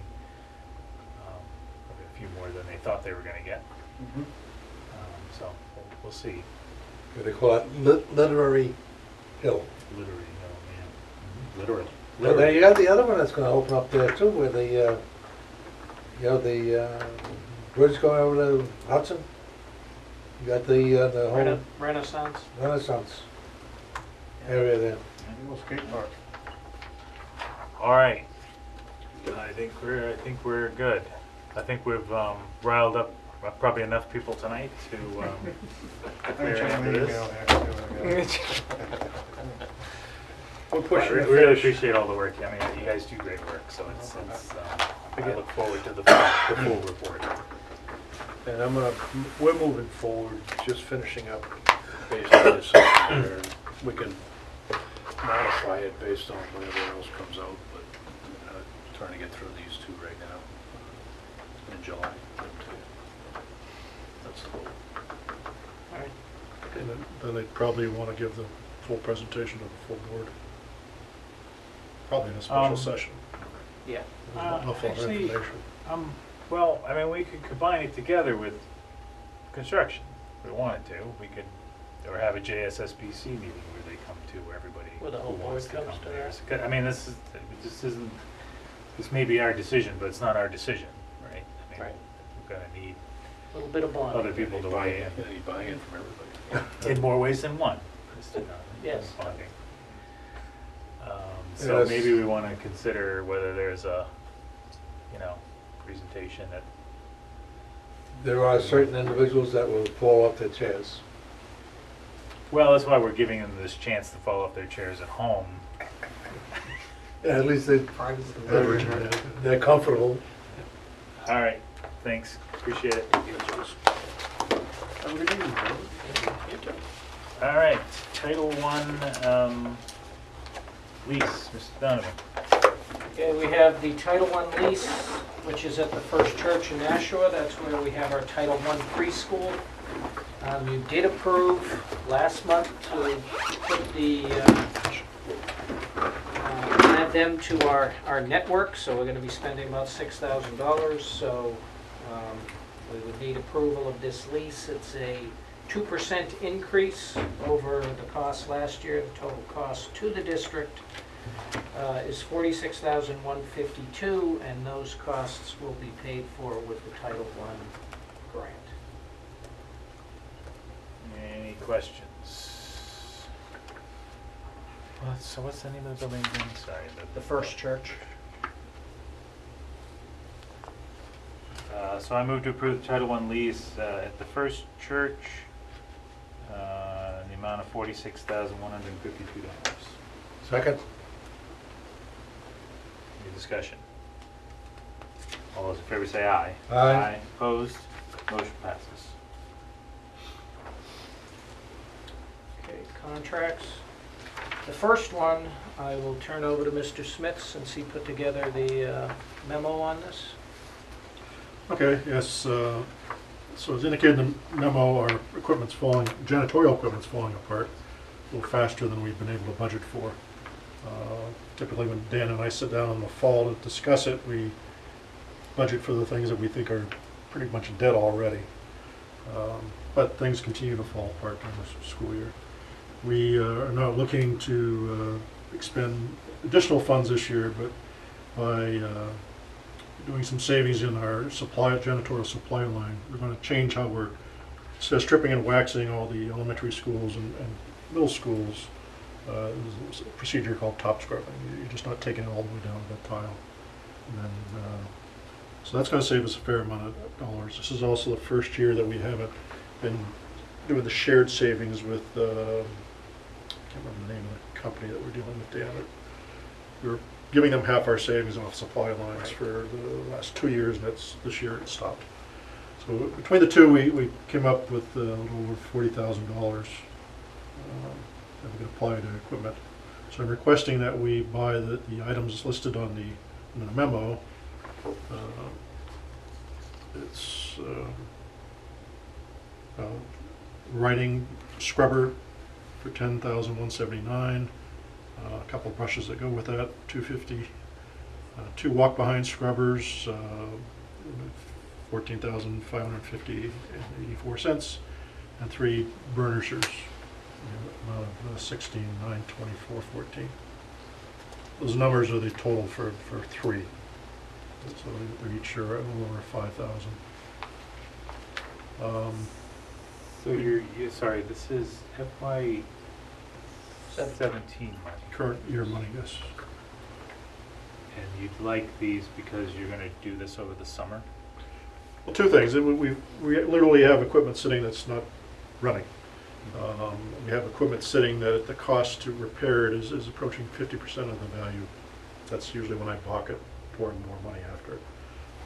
And then the third thing is, yes, we need some of this equipment for the summer cleaning.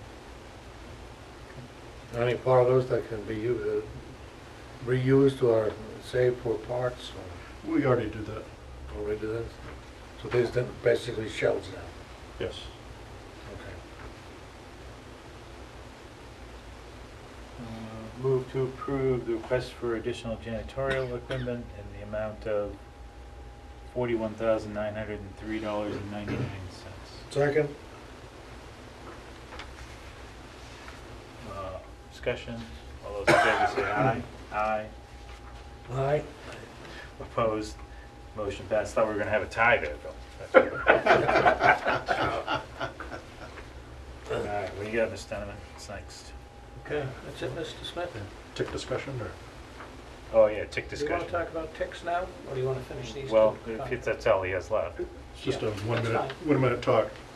So we've been getting some pressure from a certain school to spray for ticks. I spoke to a lot of my contemporary facility directors out in the state, and spoke to Nick Caggiano, the Park and Rec supervisor, and spoke to some companies that do the spraying. And the general consensus is to not spray. Near schools. Near schools, right. So then I talked to the deputy health director down in our city's public health department today, and he also said, do not be spraying around schools. You may take care of the ticks, but it's a one-time spraying, and once it evaporates pretty quickly, it loses its effectiveness. So then how many times you're going to go out there?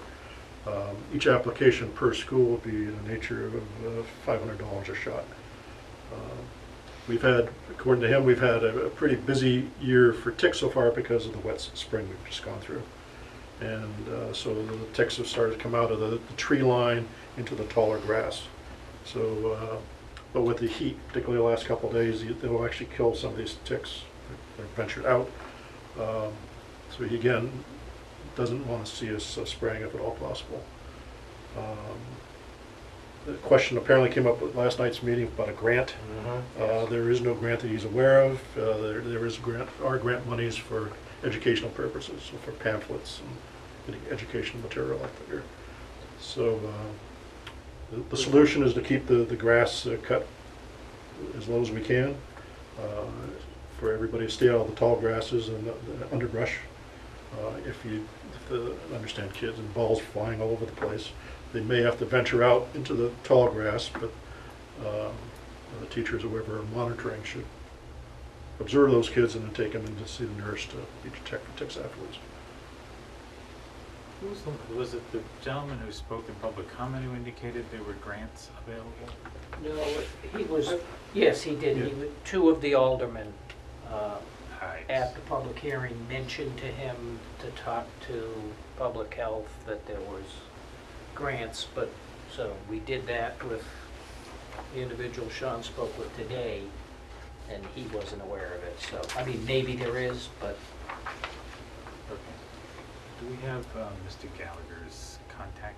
We know we don't have his I'm sure he's got students, I'm sure we could get it. New Searles, right? He's a New Searles parent. I think so. I just give him, I give him a call and Okay. talk it over. Most of the concern, I think, was coming from Maine Dunstable. It was. It was all Maine Dunstable. We actually, Sean and I had a discussion, the principal there, Kelly Parody, we were talking with her about 2.5 weeks ago, about 2 weeks ago, about the same thing, and she was like, what are we gonna do? And so we did, we talked with Park Rec. You know, they didn't plan on doing any more spraying, because keep in mind, there's that small field to the side, that's the Park Rec field actually, which is a small soccer field back there. I'm not sure if they had been cutting it, but they planned on doing that.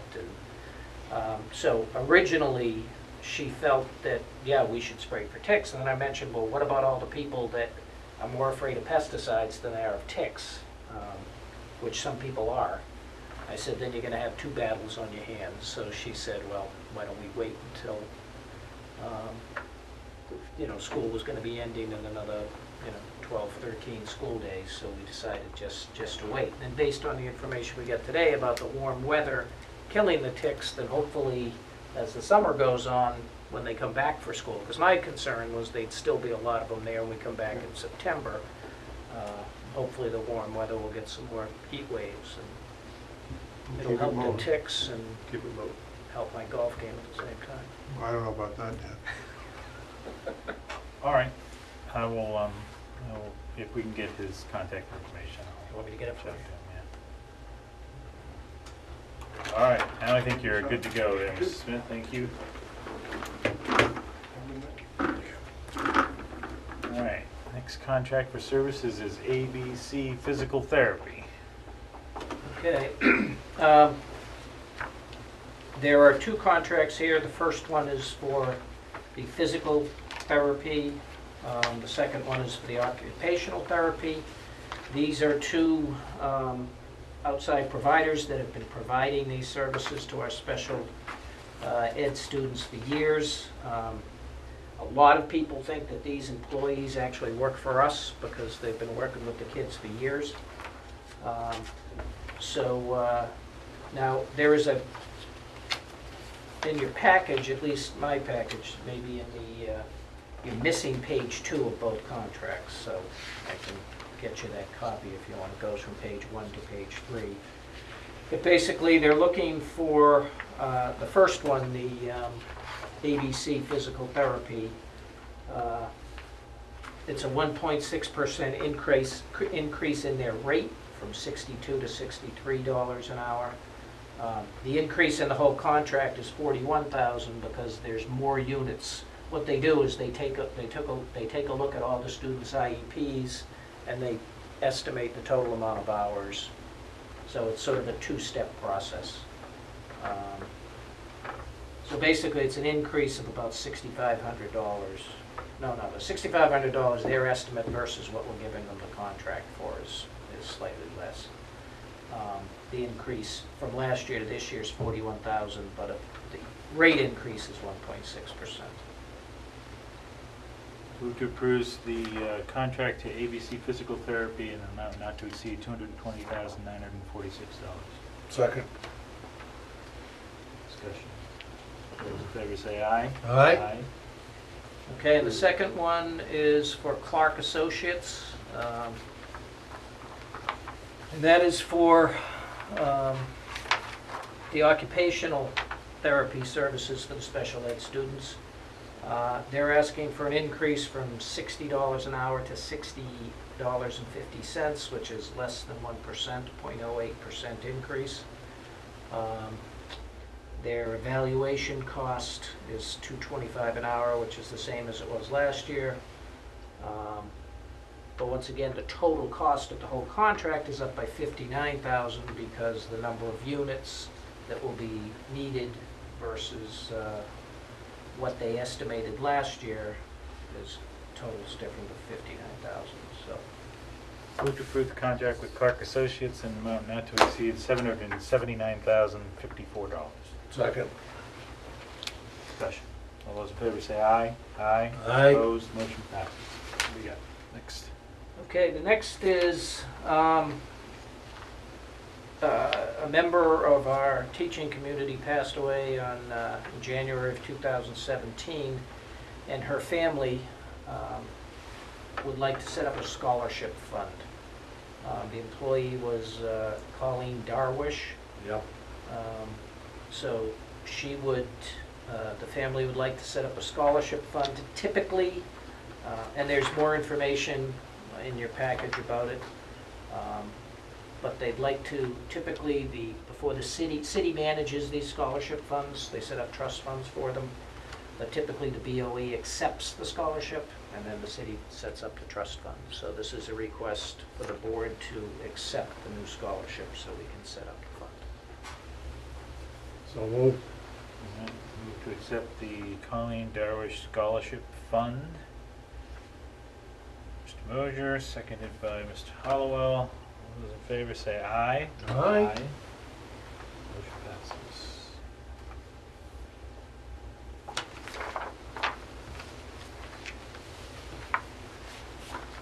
It is. It Hand is. carried. Hand Sealed carried. in a mayonnaise jar since noon yesterday on Funkin' Wagnall's porch is the hand-carried FY17 year-end forecast.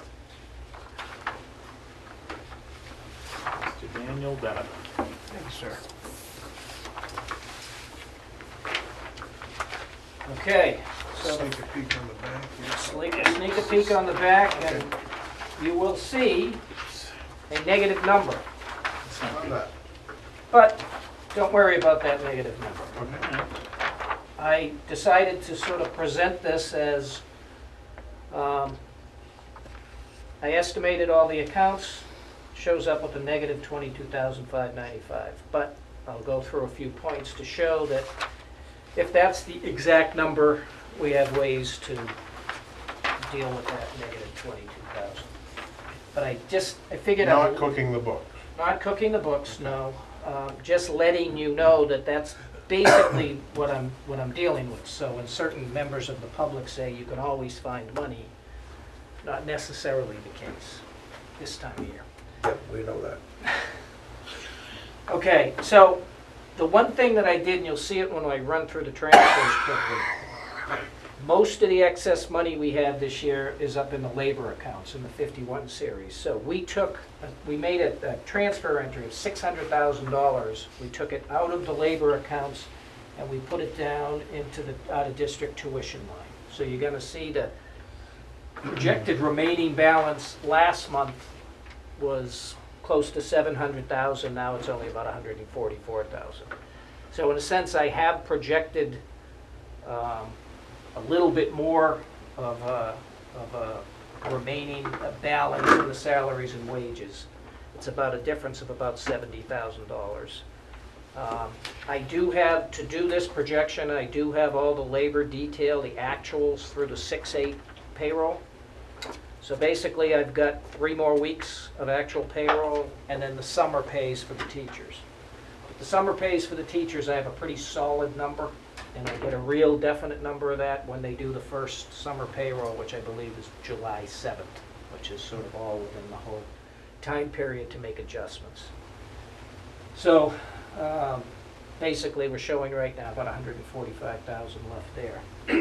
The second set, the fringe benefits, you can ignore the first 3 pieces because those are estimates, accruals put together. The city does that budgeting. Any excess there goes back to the city and pulled into their pension benefit accruals.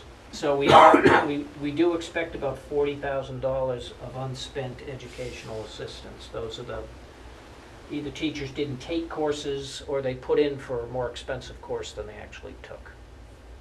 So. Okay. Could I, over Yep. here on the left side, there's just a lonesome $2,616,000. Yeah, I gotta Is that fix something we should be concerned about? No, that's a Okay, number that okay. Carry the one.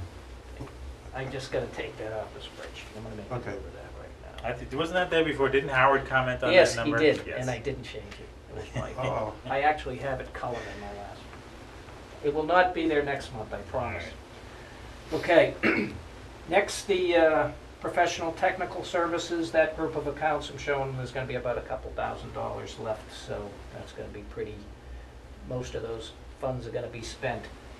The next group, the property services, this is where we typically have savings. The net of the electricity, heating, gas, and water, I'm going to show that's about 116,000 left over, with most of the savings being all in the heating gas. I do have, if you look at that column, you'll see June I have estimated numbers, and then I have under summer is typically we're typically 1 month behind on the bills, so the 150 is sort of the electricity estimate for the bill that will come in late.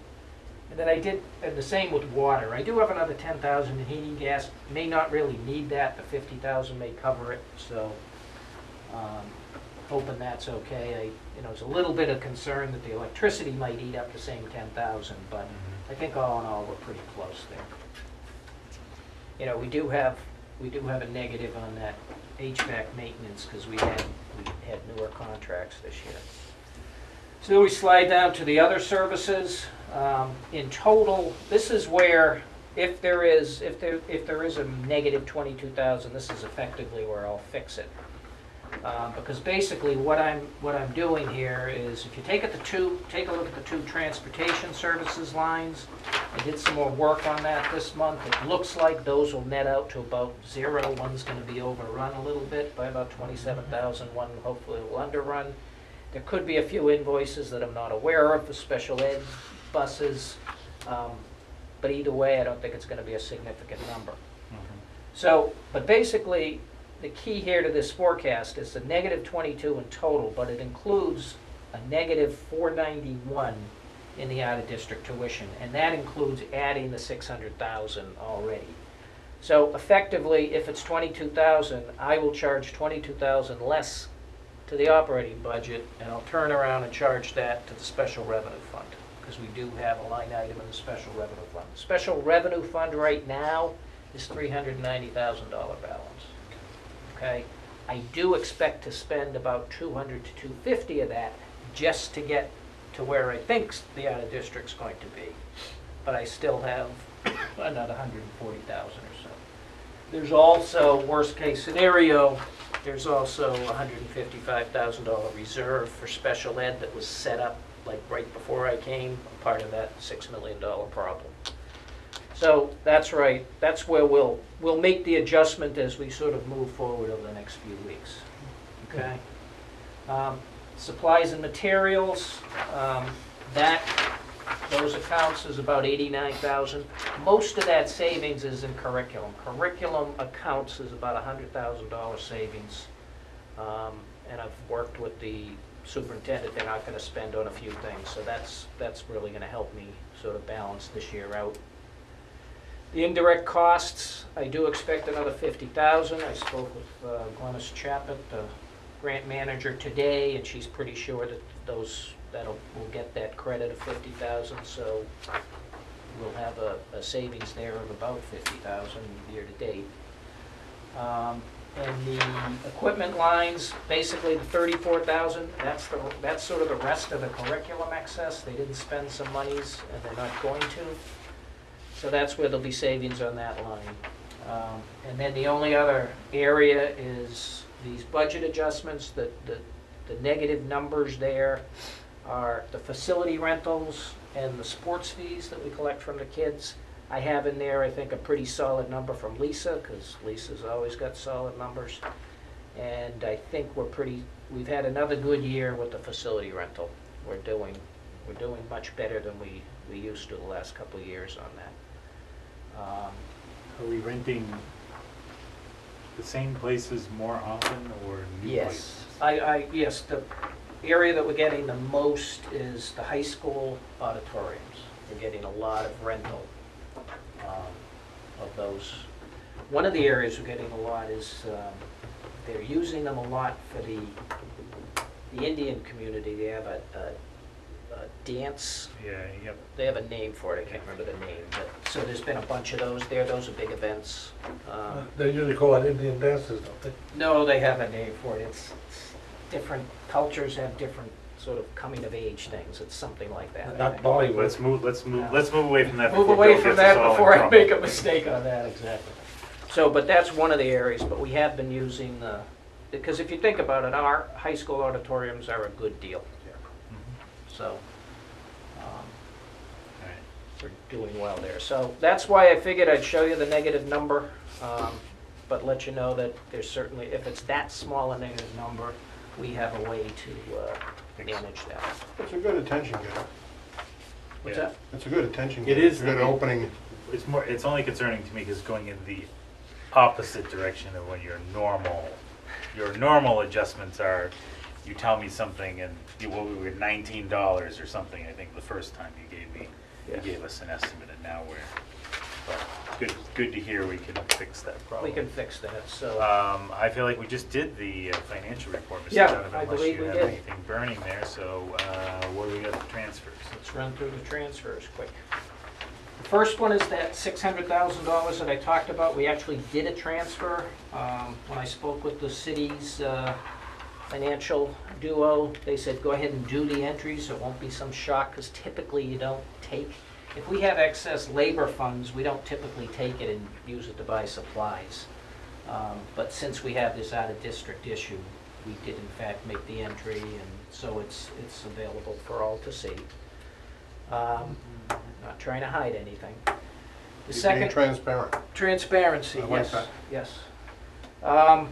The second one is moving from some excess heating funds to legal, to pay for the legal. Keep in mind, we did have that, we had about $35,000 worth of one-time extra legal costs this year that we won't have next year. So, and the budget was on $30,000 to start the year. The next one is just an entry made within IT to make some purchases late this year. A couple of them are for our new superintendent. The third one is Elm Street Middle School. You'll see this through the next few. There's they're taking some of their extra funds from the supply accounts and they're buying Chromebooks. So Elm Street's buying 28 Chromebooks for one of its labs. Fairgrounds is buying 30 Chromebooks by doing the same thing, taking supply lines that they didn't spend and buying Chromebooks, about $5,000. Sunset Heights is doing the same thing. They're buying fewer, but they're buying some Chromebooks. Then there's an entry, number 162 is Elm Street Middle School. And they're purchasing some chairs, and they're also doing some musical instrument repairs. Total's only about $1,600 in total. And then Nashua North, the next couple, Nashua North is moving from accounts they didn't spend to buy more chairs, and we've seen that in North and South. Even though I think we did a great job on the buildings, we didn't do a great job on the chairs for the high school kids. And again, they can be tough on chairs, so there's that one. The next one is also student chairs. Entry 161 is for Nashua North is buying a new student ID printer. The two high schools have printers at their buildings to print out the IDs for the students, and theirs was failing last year, so they asked me for money, and I told them, take it from your accounts. Which they didn't like, but they realized they didn't have another choice. Okay, the next one is, they're buying 2 laptops for the new marine robotics classroom for next year. And I know we're all interested in taking a look at that when they get that going over the summer. And then the last one is, South is moving from Ed Supplies to purchase a new piano for $1,742. And those are the transfers. All right, move to approve the May FY17 transfers. Second? Seconded by Mr. Mosier. Discussion, all those in favor say aye. Aye. Opposed, motion passes. Move to accept and place on file the May FY17 financial report. Second? Seconded by Mr. Mosier. Discussion, all those in favor say aye. Aye. Motion passes. Sorry, those opposed, motion passes. What else we got, Mr. Donovan, anything? That is it. Mr. Mosier?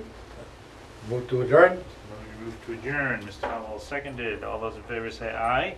Aye? Aye, and we are adjourned at 8:40.